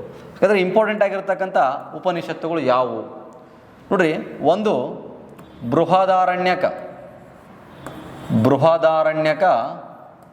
ಉಪನಿಷತ್ತು, ಇನ್ನು ಒಂದು ಮಾಂಡುಕ ಉಪನಿಷತ್ತು, ಮತ್ತೊಂದು ಚಾಬಲ ಉಪನಿಷತ್ತು. ಅಲ್ಲಿ ಹಲವಾರು ಬರ್ತವೆ, ಕಟ, ಪ್ರಶ್ನ, ಇವೆಲ್ಲ ಈ ರೀತಿ ಬೇರೆ ಬೇರೆ ಉಪನಿಷತ್ತುಗಳು ಬರ್ತಾವೆ. ಬಟ್ ನಮಗಿಲ್ಲಿ ಇಂಪಾರ್ಟೆಂಟ್ ಏನಂದರೆ ಇವು 3 ಉಪನಿಷತ್ತುಗಳು ತುಂಬ ಇಂಪಾರ್ಟೆಂಟ. ಇದು ಏನಿದೆಯಲ್ಲ, ಈ ಬೃಹದಾರಣ್ಯಕ ಉಪನಿಷತ್ತು ಏನಿದೆಯಲ್ಲ, ಇದು ಪುನರ್ಜನ್ಮದ ಬಗ್ಗೆ ನೋಡ್ರಿ. ಪುನರ್ಜನ್ಮದ ಬಗ್ಗೆ ತಿಳಿಸ್ತಕ್ಕಂಥದ್ದು. ಮಾಂಡೋಕ ಉಪನಿಷತ್ತು ಏನೈತಲ್ಲ, ಇದರಲ್ಲಿ ನಾವು ಒಂದು ಪದನ ಅಳವಡಿಕೆ ಮಾಡ್ಕೊಂಡ್ವಿ. ಅಂದರೆ ಇದರಲ್ಲಿ ಏನಿದೆ, ಸತ್ಯಮೇವ ಜಯತೆ ಅನ್ನುವಂಥ ಪದ ಇದೆ. ಈ ಒಂದು ವರ್ಡ್ ಇದೆ. ಅದನ್ನು ನಾವು ರಾಷ್ಟ್ರ ಲಾಂಛನದಲ್ಲಿ ಏನು ಮಾಡ್ಕೊಂಡಿರ್ತಕ್ಕಂಥದ್ದು, ಅಳವಡಿಕೆ ಮಾಡ್ಕೊಂಡಿರ್ತಕ್ಕಂಥ ರಾಷ್ಟ್ರ ಲಾಂಛನದಲ್ಲಿ ಅಳವಡಿಸ್ಕೊಂಡ್ವಿ ಸ್ನೇಹಿತರೆ. ಇದು ಪದೇ ಪದೇ ಪ್ರಶ್ನೆ ಕೇಳ್ಯಾರ. ಓಕೆ, ಇದು ನಿಮಗೆ ಗೊತ್ತಿರಬೇಕು. ಸತ್ಯಮೇವ ಜಯತೆ ಎಂಬ ಒಂದು ಈ ಪದವನ್ನು ಯಾವ ಉಪನಿಷತ್ತಿನಿಂದ ತೆಗೆದುಕೊಳ್ಳಲಾಗಿದೆ ಅಂತ ಕೇಳ್ಯಾರ, ಅಳವಡಿಸಿಕೊಳ್ಳಲಾಗಿದೆ ಕೇಳ್ಯಾರ, ಮಾಂಡುಕ ಉಪನಿಷತ್ತಿನಿಂದ. ಓಕೆ, ಇನ್ನು ಚಾಬಲ ಉಪನಿಷತ್ತು ಏನಿದೆಯಲ್ಲ, ಇದು ವರ್ಣಾಶ್ರಮದ ಬಗ್ಗೆ ಹೇಳ್ತಕ್ಕಂಥ ಸ್ನೇಹಿತರೆ. ವರ್ಣಾಶ್ರಮದ ಬಗ್ಗೆ ತಿಳಿಸಿಕೊಡ್ತಕ್ಕಂಥದ್ದು. ಓಕೆ, ಅಲ್ಲಿ ಬ್ರಹ್ಮಚರ್ಯ, ವಾನಪ್ರಸ್ಥ, ಈ ರೀತಿ ಏನಿದೆ, ಗೃಹಸ್ಥ, ಈ ರೀತಿ 4 ರೀತಿಯ ಒಂದು ವರ್ಣಾಶ್ರಮ ಬಗ್ಗೆ ತಿಳಿಸ್ತಕ್ಕಂಥ ಸ್ನೇಹಿತರೆ. ಓಕೆ, ಇದು ನಿಮಗೆ ಗೊತ್ತಿರ್ಬೋದು. ಅಂದರೆ 24 ಇಯರ್ಸ್ ಬ್ರಹ್ಮಚರ್ಯ, ಆನಂತರ ಗೃಹಸ್ಥ, ಅರ್ಥ ಆಯ್ತು, ಆನಂತರ ವಾನಪ್ರಸ್ಥ, ಇನ್ನು 25 ಇಯರ್ಸ್, ಲಾಸ್ಟಿಗೆ ಸನ್ಯಾಸಿ. ಓಕೆ, ಇದು ಇಷ್ಟು ನಿಮಗೆ ಗೊತ್ತಿರಬೇಕು. ಇನ್ನು ಉಪನಿಷತ್ತು ಅಂದರೆ ಏನಂದ್ರೆ, ಉಪನಿಷತ್ತು ಏನಿದೆಯಲ್ಲ, ಇದು ಯಜ್ಞ ಯಾಗಗಳನ್ನು ತಿರಸ್ಕಾರ ಮಾಡುತ್ತೆ. ಇದು ನಿಮಗೆ ಗೊತ್ತಿರಬೇಕು. ಯಜ್ಞ ಮತ್ತು ಯಾಗಗಳನ್ನು ತಿರಸ್ಕಾರ ಮಾಡಿರ್ತಕ್ಕಂಥ ಸ್ನೇಹಿತರೆ. ಅಂದರೆ ಇದು ಏನು ಹೇಳುತ್ತೆ ಅಂತಂದ್ರೆ, ಜನ್ಮ ಮತ್ತು ಭಕ್ತಿ ನೋಡ್ರಿ. ಜನ್ಮಿಸಿದವನು ಮತ್ತು ಪುನರ್ಜನಿಸಲೇಬೇಕು. ಇನ್ನು ಭಕ್ತಿ ಅಥವಾ ಮೋಕ್ಷ ನಾವೇನು ಮಾಡ್ಬೋದು, ಪ್ರಾರ್ಥನೆ ಅಥವಾ ಈ ಭಕ್ತಿಯಿಂದ ನಾವೇನು ಮಾಡ್ಬೋದು, ಮೋಕ್ಷದ ಕಡೆ ವಾಲ್ಬೋದು ಅಂತೇಳಿ ಈ ರೀತಿ ಹೇಳ್ತಕ್ಕಂಥ ಸ್ನೇಹಿತರು. ಓಕೆ, ಇದು ನಿಮಗೆ ಗೊತ್ತಿರಬೇಕು. ಒಟ್ಟಿನಲ್ಲಿ ಇದರಿಂದನೇ ಇದನ್ನು ವೇದಾಂತಗಳು ನೋಡ್ರಿ, ಉಪನಿಷತ್ತುಗಳನ್ನು ವೇದಾಂತ ಅದೇ ರೀತಿಯಾಗಿ ತತ್ವಶಾಸ್ತ್ರಗಳು ಅಂತಲೂ ಕರೀತಾರೆ ನೋಡ್ರಿ. ತತ್ವಶಾಸ್ತ್ರ ಎಂದು ಕರೆಯುತ್ತಾರೆ. ಅದೇ ರೀತಿಯಾಗಿ ವೇದಗಳ ಕೊನೆಯ ಸಾಲು ಅಂತ ಕರೀತಾರೆ. Very important. ಕೊನೆಯ ಸಾಲುಗಳು ಇಷ್ಟು ನಿಮಗೆ ಗೊತ್ತಿರಬೇಕು ಸ್ನೇಹಿತರೆ. ಓಕೆ, ಇಷ್ಟು ಉಪನಿಷತ್ತಾಯಿತು. ಈಗ ಶ್ರುತಿ ಭಾಗಗಳು ಗೊತ್ತಾದವು. ಇನ್ನು ನಮಗೆ ಗೊತ್ತಾಗಬೇಕಾಗಿದ್ದೇನಪ್ಪ ಅಂತಂದ್ರೆಗಿನ ಇನ್ನೂ ತಿಳ್ಕೊಳ್ಬೇಕಾಗಿದ್ದು ಸ್ಮೃತಿ ಭಾಗಗಳು ನೋಡ್ರಿ. ಸ್ಮೃತಿ ಭಾಗಗಳು ನಮಗೆ ಗೊತ್ತಾಗಬೇಕು.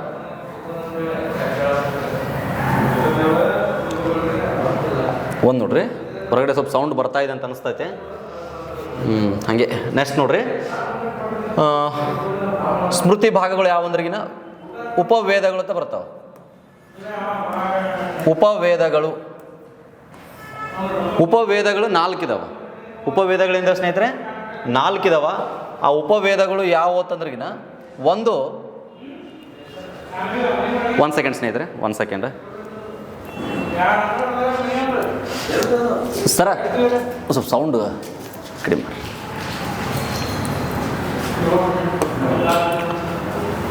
ಓಕೆ ಸ್ನೇಹಿತರೆ, ನೋಡ್ರಿ ಉಪವೇದಗಳಂತಂದಾಗ 4 ಇದಾವ. ಪ್ರತಿಯೊಂದು ವೇದಕ್ಕೂ ಪ್ರತಿಯೊಂದು ಉಪವೇದವಿದೆ. ನೋಡ್ರಿ, ಒಂದು ಋಗ್ವೇದ, ಎರಡನೆಯದು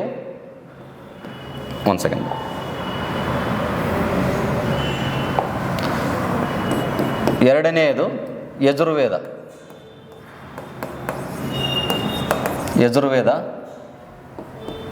ಮೂರನೆಯದು ಸಾಮವೇದ, ನೆಕ್ಸ್ಟು ಅಥರ್ವ ವೇದ. ಓಕೆ, 4 ಇದಾವೆ. ಹಾಗಾದರೆ ಈ 4ಕ್ಕೂ ಏನಿದೆ, ಪ್ರತಿಯೊಂದು ವೇದಕ್ಕೂ ಪ್ರತಿಯೊಂದು ಉಪವೇದವಿದೆ. ಇದು ನೋಡೋಣ. ಋಗ್ವೇದಕ್ಕೆ ಯಜುರ್ವೇದ,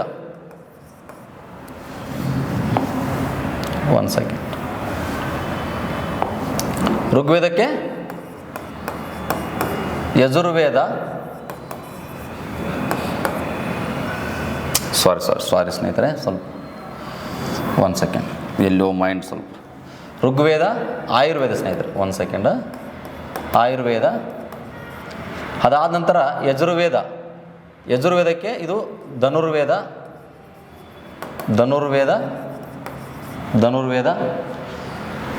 ಸಾಮವೇದಕ್ಕೆ ಗಂಧರ್ವ ವೇದ, ಅಥರ್ವ ವೇದಕ್ಕೆ ಶಿಲ್ಪವೇದ ಸ್ನೇಹಿತರೆ. ಇವು ಏನಿದಾವಲ್ಲ, ಇವು ಉಪವೇದಗಳು ಸ್ನೇಹಿತರೆ. ಇವು ಉಪವೇದಗಳು. ಇದು ಇಂಪಾರ್ಟೆಂಟಾ, ಒಂದೇ ಬರಲಿಕ್ಕೂ ಕೇಳ್ಬೋದು. ಅದೇ ರೀತಿಯಾಗಿ ಇವು ಯಾವ್ಯಾವಕ್ಕೆ ಸಂಬಂಧಪಟ್ಟವಂತೂ ಕೇಳ್ಬೋದು. ನೋಡ್ರಿ, ಆಯುರ್ವೇದ ಔಷಧಿಗೆ ಸಂಬಂಧಪಟ್ಟ ಗಿಡಮೂಲಿಕೆ ಔಷಧಿ. ಧನುರ್ವೇದ ಇದು ಯುದ್ಧ ಕಲೆ. ಬಾಹುಬಲಿಯಲ್ಲಿ ನೋಡ್ರಿಲ್ಲ, ಮೂವಿಯಲ್ಲಿ 3 ಬಿಲ್ಲುಗಳನ್ನು ಛೇದಿಸ್ತಾರೆ. ಆ ರೀತಿಯಾಗಿ ವಿಶೇಷ ಯುದ್ಧ ಕಲೆಗಳನ್ನು ಹೇಳ್ತಕ್ಕಂಥದ್ದು. ಗಂಧರ್ವ ಇದು ಸಂಗೀತ ಮತ್ತು ನಾಟ್ಯದ ಬಗ್ಗೆ ಪ್ರಸ್ತಾಪ ಮಾಡ್ತಕ್ಕಂಥದ್ದು. ಅಥವಾ ಪ್ರೇಮ ವಿವಾಹದ ಬಗ್ಗೆ ಕೂಡ ಪ್ರಸ್ತಾಪ ಮಾಡುತ್ತೆ. ಶಿಲ್ಪವೇದ ಏನಿದೆಯಲ್ಲ, ಇದು ವಾಸ್ತುಶಿಲ್ಪದ ಬಗ್ಗೆ ಹೇಳ್ತಕ್ಕಂಥದ್ದು. ವಾಸ್ತುಶಿಲ್ಪ ಸ್ನೇಹಿತರೆ, ವಾಸ್ತುಶಿಲ್ಪ ಅನ್ನೋದು ವಾಸ್ತುಶಿಲ್ಪ ಬಗ್ಗೆ ತಿಳಿಸ್ತದೆ. ಓಕೆ, ಇಷ್ಟು ನಿಮಗೆ ಗೊತ್ತಿರಬೇಕು. ಉಪವೇದಗಳು ಕೂಡ ನಾನು ಹೇಳಿರ್ತಕ್ಕಂಥದ್ದು. ಇದು ನಿಮಗೆ ಕ್ಲಿಯರ್ ಅಂತ ಅನಿಸುತ್ತೆ. ಒಂದ್ಸಲ ನೋಡ್ಕೋರಿ, ಈ ಕಡೆ ವೇದ, ಈ ಕಡೆ ಉಪವೇದ, ಈ ಕಡೆ ಅವು ಯಾವುದಕ್ಕೆ ಸಂಬಂಧಪಟ್ಟಿರ್ತಕ್ಕಂಥದ್ದು. ಓಕೆ, ನೆಕ್ಸ್ಟ್ ನೋಡೋಣ. ಪುರಾಣಗಳು. ನೋಡ್ರಿ, ಪುರಾಣಗಳು ಮೋಸ್ಟ್ ಏನು ಇಂಪಾರ್ಟೆಂಟ್ ಇಲ್ಲ. ಎಷ್ಟು ಪುರಾಣಗಳಿದಾವೆ ಅವೆಲ್ಲ ತಿಳ್ಕೊಂಡ್ರೆ ಸಾಕು. ಜಸ್ಟ್ ಹೇಳ್ಬಿಡ್ತೀನಿ ನೋಡ್ರಿ. ಪುರಾಣಗಳು ಅಂತಂದಾಗ 1-2 ಪಾಯಿಂಟ್ ತಿಳ್ಕೊರಿ ಅಷ್ಟೇ ಸಾಕು. ಪುರಾಣಗಳು ಎಷ್ಟಿದಾವೆ? 18 ಪುರಾಣಗಳಿದಾವೆ. ಇದೊಂದು ಪಾಯಿಂಟ್ ಗೊತ್ತಿರಬೇಕು. ಎಷ್ಟು ಪುರಾಣಗಳು? 18 ಪುರಾಣಗಳು. ಪುರಾಣಗಳನ್ನು ಯಾರು ರಚನೆ ಮಾಡಿರೋದು ಕೇಳ್ತಾರೆ? ವೇದವ್ಯಾಸರು. ಪುರಾಣಗಳನ್ನು ರಚನೆ ಮಾಡಿರ್ತಕ್ಕಂಥದ್ದು ವೇದವ್ಯಾಸರು. ಅದೇ ರೀತಿಯಾಗಿ ಪುರಾಣಗಳಲ್ಲಿ 5 ಲಕ್ಷಣಗಳಿದಾವೆ. 5 ಲಕ್ಷಣಗಳಿವ. ಅದರಲ್ಲಿ ಇಂಪಾರ್ಟೆಂಟ್ ಒಂದು ಏನಂದ್ರೆ ಇದು ರಾಜರ ವಂಶಾವಳಿ ಬಗ್ಗೆ ಏನು ಮಾಡ್ತಾರೆ, ಇದು ತಿಳಿಸ್ತಕ್ಕಂಥದ್ದು. ಓಕೆ, ಅಲ್ಲಿ ನಿಸರ್ಗ, ಪ್ರತಿಸರ್ಗ, ಮನ್ವಂತರಿ, ಈ ರೀತಿ 5 ಲಕ್ಷಣಗಳು ಬರ್ತಾವೆ. ಅದರಲ್ಲಿ ರಾಜ ವಂಶಾವಳಿ ಬಗ್ಗೆ ಕೂಡ ಏನಾಗ್ತದೆ, ಇದು ತಿಳಿಸ್ತದಂತ ಗೊತ್ತಿರಬೇಕು. ವಂಶಚರಿತಂ ಅಂತ ಬರುತ್ತೆ. ಅದರಲ್ಲಿ ರಾಜರು, ಪ್ರಾಚೀನ ಕಾಲದಲ್ಲಿ ಆಳಿರ್ತಕ್ಕಂಥ ರಾಜರ ಒಂದು ಹೆಸರುಗಳನ್ನು ಉಲ್ಲೇಖ ಮಾಡ್ತಕ್ಕಂಥದ್ದು. ಓಕೆ, ಇಷ್ಟು ನಿಮಗೆ ಗೊತ್ತಿರಬೇಕು ಸ್ನೇಹಿತರೆ. ಇನ್ನು ಇಂಪಾರ್ಟೆಂಟಾಗಿ ಎಕ್ಸಾಂಪಲ್ ನಿಮಗೆ ಎಷ್ಟು ಉದಾಹರಣೆ ಹೇಳೋದ್ರಿಗಿನ ಗರುಡ ಪುರಾಣ ನೋಡ್ರಿ. ಗರುಡ ಪುರಾಣ, ವಿಷ್ಣು ಪುರಾಣ, ಮತ್ಸ್ಯ ಪುರಾಣ, ಓಕೆ, ಮಾರ್ಕಂಡೇಯ ಪುರಾಣ, ಈ ರೀತಿ ಬರ್ತಾ ಹೋಗ್ತಾವ್ರಿ. ಇನ್ನು ಪುರಾಣಗಳು ಯಾರ ಬಗ್ಗೆ ಅತಿ ಹೆಚ್ಚು ತಿಳಿಸ್ತವಪ್ಪ ಅಂದ್ರೆ ಗುಪ್ತರ ಕಾಲದ ಆಡಳಿತವನ್ನು ಜಾಸ್ತಿ ಉಲ್ಲೇಖ ಮಾಡಿರ್ತಕ್ಕಂಥದ್ದು. ಗುಪ್ತರು ಏನಿದಾರಲ್ಲ, ಆ ಗುಪ್ತರ ಆಡಳಿತವನ್ನು ಜಾಸ್ತಿ ಉಲ್ಲೇಖ ಮಾಡಿರ್ತಕ್ಕಂಥದ್ದು. ಇಷ್ಟು ನಿಮಗೆ ಗೊತ್ತಿರಬೇಕು. ಪುರಾಣಗಳ ಸಮಯ ಏನಾದವು ಮುಗಿದಿರ್ತಕ್ಕಂಥ. ಈಗ ನೆಕ್ಸ್ಟ್ ನೋಡೋಣ. ಪುರಾಣಗಳಾದವ ವೇದಾಂತಗಳು ಅಂತ ಬರ್ತಾವೆ. ವೇದಾಂತಗಳು ನೋಡ್ರಿ, ವೇದಾಂತಗಳು ಎಷ್ಟಿದಾವ? ವೇದಾಂಗಗಳು ಎಷ್ಟಿದಾವ? ವೇದಾಂಗಗಳು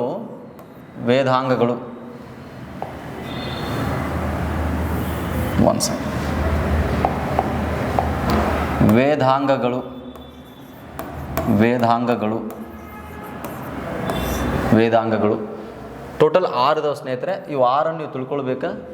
ಎಕ್ಸಾಮಲ್ಲಿ ಇಲ್ಲಿಂದ ಕೂಡ ಪ್ರಶ್ನೆ ಬಂದಿದೆ ನೋಡ್ರಿ. ಒಂದು ಶಿಕ್ಷಾ, ಕಲ್ಪ, ನಿರುಕ್ತ, ವ್ಯಾಕರಣ, ಛಂದಸ್ಸು, ಇನ್ನು ಜ್ಯೋತಿಷ್ಯ. ಇವೇನಿದಾವಲ್ಲ ಇವು 6 ವೇದಾಂಗಗಳು. ಶಿಕ್ಷೆ ಅಂತಂದರೆ ಇದು ಧ್ವನಿಶಾಸ್ತ್ರಕ್ಕೆ ಸಂಬಂಧಪಟ್ಟಿದ್ದು. ಧ್ವನಿಶಾಸ್ತ್ರ ನಾನು ಆಫ್ಲೈನ್ ಕ್ಲಾಸ್ ಆದರೆ ಪೂರ್ತಿ ಎಕ್ಸ್ಪ್ಲೈನ್ ಮಾಡ್ಬೋದು. ಬಟ್ ಇಲ್ಲಿ ಇಂಥವೆಲ್ಲ ಎಕ್ಸ್ಪ್ಲೈನ್ ಮಾಡೋಕೆ ಹೋದ್ರೆ ಏನಂತ ನಿಮ್ಗೆ ಬೋರ್ ಆಗ್ತದೆ. ಓಕೆ, ಹಾಗಾಗಿ ಧ್ವನಿಶಾಸ್ತ್ರ ಅಂದರೆ ಏನು ಗೊತ್ತಾ, ಕೆಲವೊಂದಿಷ್ಟು ಮಂತ್ರಗಳನ್ನು ಬಾಯಲ್ಲಿ ಇಟ್ಕೊಳ್ಬೇಕಾಗತ್ತೆ, ಈಗ 3ರಿಂದ ಬಿಡಬೇಕಾಗತ್ತೆ. ಹಾಗಾಗಿ ಇದನ್ನು ಧ್ವನಿಶಾಸ್ತ್ರ ಅಂತ ಕರೀತಾರೆ. ಅಂದರೆ ವೇದಗಳಲ್ಲಿರ್ತಕ್ಕಂಥ ಕೆಲವು ಶ್ಲೋಕಗಳು, ಮಂತ್ರಗಳು ಹೇಳ್ಬೇಕಾದ್ರೆ ಇಲ್ಲಿ ಶಿಕ್ಷಾ ಅನ್ನುವಂಥ ನಾವು ಈ ಒಂದು ಶಾಸ್ತ್ರನ ಕಲಿಬೇಕಾಗತ್ತೆ. ಕಲ್ಪ, ಸಂಸ್ಕಾರ ಶಾಸ್ತ್ರ ಅಂದಂಗೆ. ಸಂಸ್ಕಾರ ಶಾಸ್ತ್ರ ಅಂದರೆ ಒಬ್ಬ ವ್ಯಕ್ತಿ ಜನಿಸಿದ ನಂತರ ಅವನು ಯಾವ್ಯಾವ ಸಂಸ್ಕಾರ ಎಲ್ಲ ಕಲಿಬೇಕು, ಯಾವ್ಯಾವ ರೀತಿ ಇರಬೇಕು, ಅರ್ಥ ಆಯ್ತಾ? ಎಕ್ಸಾಂಪಲ್, ಈಗ ಒಂದು ಮಗು ಹುಟ್ಟಿದ ತಕ್ಷಣ ನಾಮಕರಣ ಮಾಡ್ತಾರೆ. ಅದೇ ರೀತಿಯಾಗಿ ಕೇಶ ತೆಗೆಸ್ತಾರೆ, ಜೌಳು ಅಂತ ಕರೀತಾರೆ, ಗೊತ್ತಿರ್ಬೇಕು ನಿಮ್ಗೆ ಅದು. ಅಥವಾ ಫಸ್ಟ್ ಟೈಮ್ ಅದು ಹೊರಗಡೆ ಹೋಗ್ತದಂದ್ರಿಗಿನ ಅಲ್ಲಿ ಅನ್ನ ತಿನ್ನಿಸುವಂಥ ಪ್ರೋಗ್ರಾಮ್ ಮಾಡ್ತಾರೆ. ಇದೆಲ್ಲ 16 ರೀತಿಯ ಇಲ್ಲಿ ವಿಧಗಳು ಬರ್ತಾವ್ರಿ. ಯಾವ ಕಲ್ಪದಲ್ಲಿ 16 ರೀತಿಯ ವಿಧಗಳು ಅನ್ನೋದು ಗೊತ್ತಿರಬೇಕು. ಅಕಸ್ಮಾತ್ ಒಬ್ಬ ಪ್ರಸೂತಿಯಲ್ಲಿರ್ತಕ್ಕಂಥ ಮಹಿಳೆ ಗಂಡೆ ಹಿಡಿಬೇಕಾದ್ರೆ ಆ ವಿಧಾನಗಳನ್ನು, ಯಾವ್ಯಾವ ವಿಧಾನಗಳನ್ನು ಅನುಸರಿಸಬೇಕು ಇದನ್ನು ಹೇಳ್ತಕ್ಕಂಥ ಸ್ನೇಹಿತ. ನಿರುಕ್ತ ಅಂತಂದರೆ ಇಲ್ಲಿ ಶಬ್ದಗಳ ಬಳಕೆ, ಶಬ್ದಕ್ಕೆ ಇದು ಸಂಬಂಧಪಟ್ಟಿದ್ದು. ವ್ಯಾಕರಣ ಅಂದ್ರಿಗಿನ ಅಧ್ಯಯನ ಕ್ರಮ ಅಂದರೆ ಒಂದು ಶಿಸ್ತುವಾಗಿ ಏನು ಮಾಡಬೇಕು, ಬರಿತಕ್ಕಂಥ ಸ್ನೇಹಿತರೆ. ಇನ್ನು ಛಂದಸ್ಸು ಅಂದ್ರಿಗಿನ ಅಳತೆ ಮತ್ತು ಅಲಂಕಾರ, ಇದು ನಿಮಗೆ ಗೊತ್ತಿರಬೇಕು. ಇನ್ನು ಜ್ಯೋತಿಷ್ಯ ಅಂತಂದ್ರಿಗಿನ ಈ ಕಾಯಗಳ ಚಲನೆಯಿಂದ ಏನು ಮಾಡೋದು, ಜ್ಯೋತಿಷ್ಯ ಶಾಸ್ತ್ರವನ್ನು ಹೇಳ್ತಕ್ಕಂಥ ಸ್ನೇಹಿತರೆ. ಓಕೆ, ಇದು ನಿಮಗೆ ಗೊತ್ತಿರಬೇಕು. ಇದೊಂದು ಶಾಸ್ತ್ರ. ಓಕೆ, ರಾಹುಕಾಲ, ಯಮಗಂಡ ಕಾಲ, ಈ ರೀತಿ. ನೆಕ್ಸ್ಟ್ ನೋಡೋಣ, ಇವು ನಿಮ್ಗೆ ಜಸ್ಟ್ ಗೊತ್ತಿರಬೇಕು. ಇದಾದ ನಂತರ ಲಾಸ್ಟ್ ಒನ್ ಏನಪ್ಪ ಅಂತಂದ್ರೆಗಿನ ಕಾವ್ಯಗಳು ಇದಾವೆ ಸ್ನೇಹಿತರೆ. ಕಾವ್ಯಗಳು ಹೈಲೈಟಾಗಿ ಸಿಂಪಲಾಗಿ ಮುಗಿಸ್ಬಿಡೋಣ ನೋಡಿ. ಕಾವ್ಯಗಳು ಅಂತಂದಾಗ 2 ಅದಾವ. ಕಾವ್ಯಗಳು 2 ಇದಾವ. ಒಂದು ರಾಮಾಯಣ, ಇನ್ನೊಂದು ಮಹಾಭಾರತ. ಒಂದು 4 ಪಾಯಿಂಟ್ ತಿಳ್ಕೊಂಬಿಡ್ರಿ ಸಾಕು. ಇಲ್ಲಿ ರಾಮಾಯಣ ಅಂತಂದಾಗ ಈ ರಾಮಾಯಣ ರಚನೆ ಮಾಡಿದವರು ಯಾರಂದ್ರಿನ ವಾಲ್ಮೀಕಿ ಮಹರ್ಷಿ ರಾಮಾಯಣವನ್ನು ಬರೆದಿರ್ತಕ್ಕಂಥವ್ರು. ಯಾವ ಯುಗದಲ್ಲಿ ರಚನೆ ಆಗಿರೋದು ಕೇಳ್ತಾರೆ. 3 ಯುಗಗಳು ಬರ್ತಾವ, ಕ್ರೇತ, ತ್ರೇತ, ದ್ವಾಪರ ಅಂತೇಳಿ. ಇದು ತ್ರೇತಾಯುಗದಲ್ಲಿ ರಚನೆ ಆಗಿರ್ತಕ್ಕಂಥ ತ್ರೇತಾಯುಗ. ಎಷ್ಟು ಶ್ಲೋಕ ಇದಾವೆ ಅಂತ ಕೇಳಿದ್ರೆ 24,000 ಶ್ಲೋಕಗಳಿದಾವೆ. ಓಕೆ, ಹಾಗಾದರೆ ರಾಮಾಯಣದ ಭಾಗಗಳನ್ನು ಏನೆಂದು ಕರೀತಾರೆ ಅಂದ್ರಿಗಿನ ರಾಮಾಯಣದ ಭಾಗಗಳನ್ನು ಕಾಂಡಗಳು ಎಂದು ಕರೆಯುತ್ತಾರೆ. ಓಕೆ, ಕಾಂಡಗಳು ಎಂದು ಕರೆಯುತ್ತಾರೆ. ರಾಮಾಯಣದ ಮೂಲ ಹೆಸರು ಏನಂತ ಕೇಳಿದರೆ ರತ್ನಾಕರ ಅನ್ನೋದು ಗೊತ್ತಿರಬೇಕು. ರಾಮಾಯಣದ ಮೂಲ ಹೆಸರು ರತ್ನಾಕರ. ಇದು ನಿಮಗೆ ಗೊತ್ತಿರಬೇಕು. ಇದು ಆರ್ಯರು ಮತ್ತು ಅನಾರ್ಯರ ನಡುವೆ ಇರತಕ್ಕಂಥ ಹೋರಾಟ. ಇದು ಆರ್ಯರು ಮತ್ತು ಅನಾರ್ಯರಿಗೆ ನಡೆದಿರತಕ್ಕಂಥ ಹೋರಾಟ ಗೊತ್ತಿರಬೇಕಿದೆ. ರಾವಣ ಮತ್ತು ರಾಮ, ಇಷ್ಟು ನಿಮಗೆ ಸಿಂಪಲಾಗಿ ಇದು ನಿಮಗೆ ಗೊತ್ತಿರಬೇಕು. ಇಲ್ಲಿ 7 ಕಾಂಡಗಳು ಬರ್ತಾವ್ರಿ. 7 ಕಾಂಡಗಳು. ಎಷ್ಟು? 7 ಕಾಂಡಗಳಿದಾವೆ. ಸಪ್ತಕಾಂಡಗಳು ಅಂತ ಕರೀತಾರೆ. ಸುಂದರಕಾಂಡ, ಕಿಷ್ಕಿಂಧೆಕಾಂಡ, ಅಯೋಧ್ಯಕಾಂಡ, ಬಾಲಕಾಂಡ ಅಂತೇಳಿ ಹಿಂಗೆ 7 ಕಾಂಡಗಳು ಬರ್ತಾವೆ ಸ್ನೇಹಿತರೆ. ಇಷ್ಟು ನಿಮಗೆ ಗೊತ್ತಿರಬೇಕು. ರಾಮಾಯಣವನ್ನು ಪರ್ಷಿಯಾ ಭಾಷೆಗೆ ಭಾಷಾಂತರಿಸಿದವರು ಯಾರು ಅಂತಂದ್ರಿಗಿನ ಬದೌನಿ ಅನ್ನೋದು ನಿಮಗೆ ಜಸ್ಟ್ ಗೊತ್ತಿರಬೇಕು. ಬದೌನಿ. ಓಕೆ, ಒಂದು ಬಾರಿ ಪ್ರಶ್ನೆ ಕೇಳಿದ್ರಿ ಅಂದ್ರೆ ಲಕ್ಷ್ಮಣನ ಹೆಂಡತಿ ಹೆಸರು ಏನಂತ ಕೇಳಿದರು. ಲಕ್ಷ್ಮಣನ ಹೆಂಡತಿ ಹೆಸರೇನು? ಊರ್ಮಿಳ ನೋಡಿ ಸ್ನೇಹಿತರೆ. ಇಷ್ಟು ನಿಮಗೆ ಗೊತ್ತಿರಬೇಕು. ಇದು ಸಿಂಪಲಾಗಿ ರಾಮಾಯಣದ ಬಗ್ಗೆ ಒಂದಿಷ್ಟು ಮಾಹಿತಿ. ಓಕೆ, ಹಾಗಾದರೆ ಕೊನೆಯದಾಗಿ ಈಗ ಮಹಾಭಾರತದ ಬಗ್ಗೆ ತಿಳ್ಕೊಂಬಿಡೋಣ. ನಾವು ಎಕ್ಸಾಮ್ ದೃಷ್ಟಿಯಿಂದ ಅಷ್ಟೇ ತಿಳ್ಕೊಂಡ್ವಿ ಸ್ನೇಹಿತರೆ. ರಾಮಾಯಣ ಮುಗಿಲಾರದ್ದು. ಓಕೆ, ರಾಮಾಯಣ ನಾವು ಎಷ್ಟು ದಿನ ಕೂತು ಕೇಳಿದ್ರು ಅದು ನಮಗೆ ಮುಗಿಯಲ್ಲ ಆ ರೀತಿ. ಓಕೆ, ನೆಕ್ಸ್ಟ್ ನೋಡ್ರಿ, ಇನ್ನು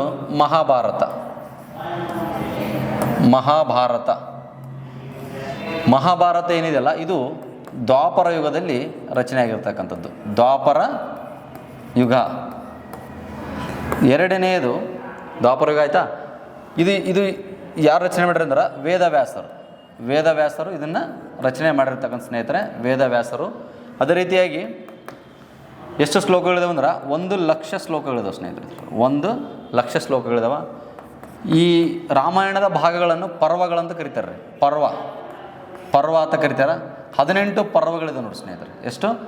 18 ಪರ್ವಗಳಿದಾವೆ. ಅತಿ ದೊಡ್ಡ ಪರ್ವ ಅಂತಂದ್ರೆ ಭೀಷ್ಮ ಪರ್ವ. ಅತಿ ದೊಡ್ಡ ಪರ್ವ ಭೀಷ್ಮ ಪರ್ವ. ಅತಿ ಚಿಕ್ಕ ಪರ್ವ ಅಂತಂದ್ರೆಗಿನ ಸ್ವರ್ಗಾರೋಹಣ ಪರ್ವ. ಸ್ವರ್ಗಾರೋಹಣ ಪರ್ವ ಇದು ಚಿಕ್ಕ ಪರ್ವ ಅಂತ ಗೊತ್ತಿರಬೇಕು. ಇನ್ನು ಇದೇ ಭೀಷ್ಮ ಪರ್ವದಲ್ಲಿ ಹಿಂದೂ ಧರ್ಮದ ಪವಿತ್ರ ಗ್ರಂಥವಾಗಿರತಕ್ಕಂಥ ಭಗವದ್ಗೀತೆ ಕೂಡ ಇರತಕ್ಕಂಥದ್ದು ಸ್ನೇಹಿತರೆ. ಹಾಗಾದರೆ ಮಹಾಭಾರತದ ಮೂಲ ಹೆಸರು ಏನಂದ್ರೆಗಿನ ಜಯ ಸಂಹಿತೆ ಅನ್ನೋದು ಕೂಡ ನಿಮಗೆ ಗೊತ್ತಿರಬೇಕು. ಇದು ಧರ್ಮ ಮತ್ತು ಅಧರ್ಮ ವಿರುದ್ಧ ನಡೆದಿರ್ತಕ್ಕಂಥ ಹೋರಾಟ. ಈ ಹಸ್ತಿನಾಪುರ ಸಿಂಹಾಸನಕ್ಕಾಗಿ ಇಲ್ಲಿ ಕೌರವರು ಮತ್ತು ಪಾಂಡವರಿಗೆ ಏನಾಯ್ತಪ್ಪ ಅಂದ್ರಿಗಿನ ಇಲ್ಲಿ ಹೋರಾಟ ನಡೀತೆ. ಕೌರವರು ಮತ್ತು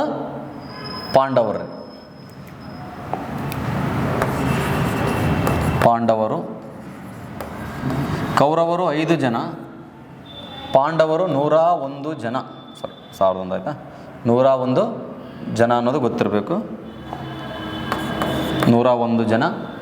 ಇನ್ನು 101 ಜನದಲ್ಲಿ ಏಕೈಕ ಉಲ್ಟಾ ಬರುತ್ತೆ ಸ್ನೇಹಿತರೆ, ಒಂದು ಸೆಕೆಂಡ್. ಇದು ಈ ಕಡೆ ಆಗಬೇಕು, ಇದು ಆ ಕಡೆ ನೋಡಿ. ಕೌರವರು 101 ಜನ, ಪಾಂಡವರು 5 ಜನ. 101 ಜನದಲ್ಲಿ ಕೌರವರಾಗಿ ಇರತಕ್ಕಂಥ ಏಕೈಕ ಸಹೋದರಿ ಯಾರಂದ್ರಿಗಿನ ದುಶ್ಶಲೆ ಅಂತ ಗೊತ್ತಿರಬೇಕು. ಓಕೆ, ಇದು ಗೊತ್ತಿರಬೇಕು. ಇನ್ನು 18 ದಿನ ಯುದ್ಧ ನಡೀತಿದೆ. ಅದೇ ನಾವೇನಂತ ಕರಿತೀವಿ? ಕುರುಕ್ಷೇತ್ರ ಅಂತ ಕರಿತೀವಿ ನಾವು. ಕುರುಕ್ಷೇತ್ರ ಯುದ್ಧ ನಡೀತಿದೆ ಸ್ನೇಹಿತರೆ. ಇನ್ನು ಇಲ್ಲಿ ಕೆಲವೊಂದಿಷ್ಟು ಪಾಯಿಂಟ್ಗಳು ನೆನ್ಪಿಟ್ಕೋಬೇಕು. ಇಲ್ಲಿ ನೀವು ಚಕ್ರವ್ಯೂಹ ಅಂತ ಬರುತ್ತೆ. ಚಕ್ರವ್ಯೂಹವನ್ನು ರಚನೆ ಮಾಡಿದವರು ಯಾರು ಕೇಳ್ತಾರೆ? ಚಕ್ರವ್ಯೂಹ. ಇದನ್ನು ದ್ರೋಣಾಚಾರ್ಯರು ರಚನೆ ಮಾಡ್ತಾರೆ. ಇದರಲ್ಲಿ ಸಿಲುಕಿ ಹತನಾದವ್ರು ಯಾರು ಅಂದ್ರಿಗಿನ ಅಭಿಮನ್ಯು ಸ್ನೇಹಿತರೆ. ಅಭಿಮನ್ಯು ಗೊತ್ತಿರಬೇಕು ನಿಮ್ಗೆ. ಅಭಿಮನ್ಯು. ಇಷ್ಟು ನಿಮಗೆ ಪಾಯಿಂಟ್ಗಳು ಗೊತ್ತಿರಬೇಕು. ಇನ್ನು ಇಲ್ಲಿ ಅರ್ಜುನನ ಗಾಂಡೀವಿ ಅಂತ ಕರೀತಾರೆ. ಅರ್ಜುನನ ಏನಿದೆ ಬಿಲ್ಲು ಗಾಂಡೀವಿ ಅಂತ ಕರೀತಾರೆ. ಯುಧಿಷ್ಠಿರ ಅಂತ ಕರೀತಾರೆ. ಈ ರೀತಿ ಯುಧಿಷ್ಠಿರ ಅಂದ್ರೆ ಧರ್ಮರಾಯ ಅಂತ ಗೊತ್ತಿರಬೇಕು ಇಲ್ಲಿ. ಓಕೆ, ಇಷ್ಟು ನಾನು ಕಂಪ್ಲೀಟಾಗಿ ಶ್ರುತಿ ಭಾಗ ಮತ್ತು ಸ್ಮೃತಿ ಭಾಗಗಳನ್ನು ನಾನು ಮುಗಿಸ್ಕೊಟ್ಟಿದ್ದೀನಿ ಸ್ನೇಹಿತರೆ.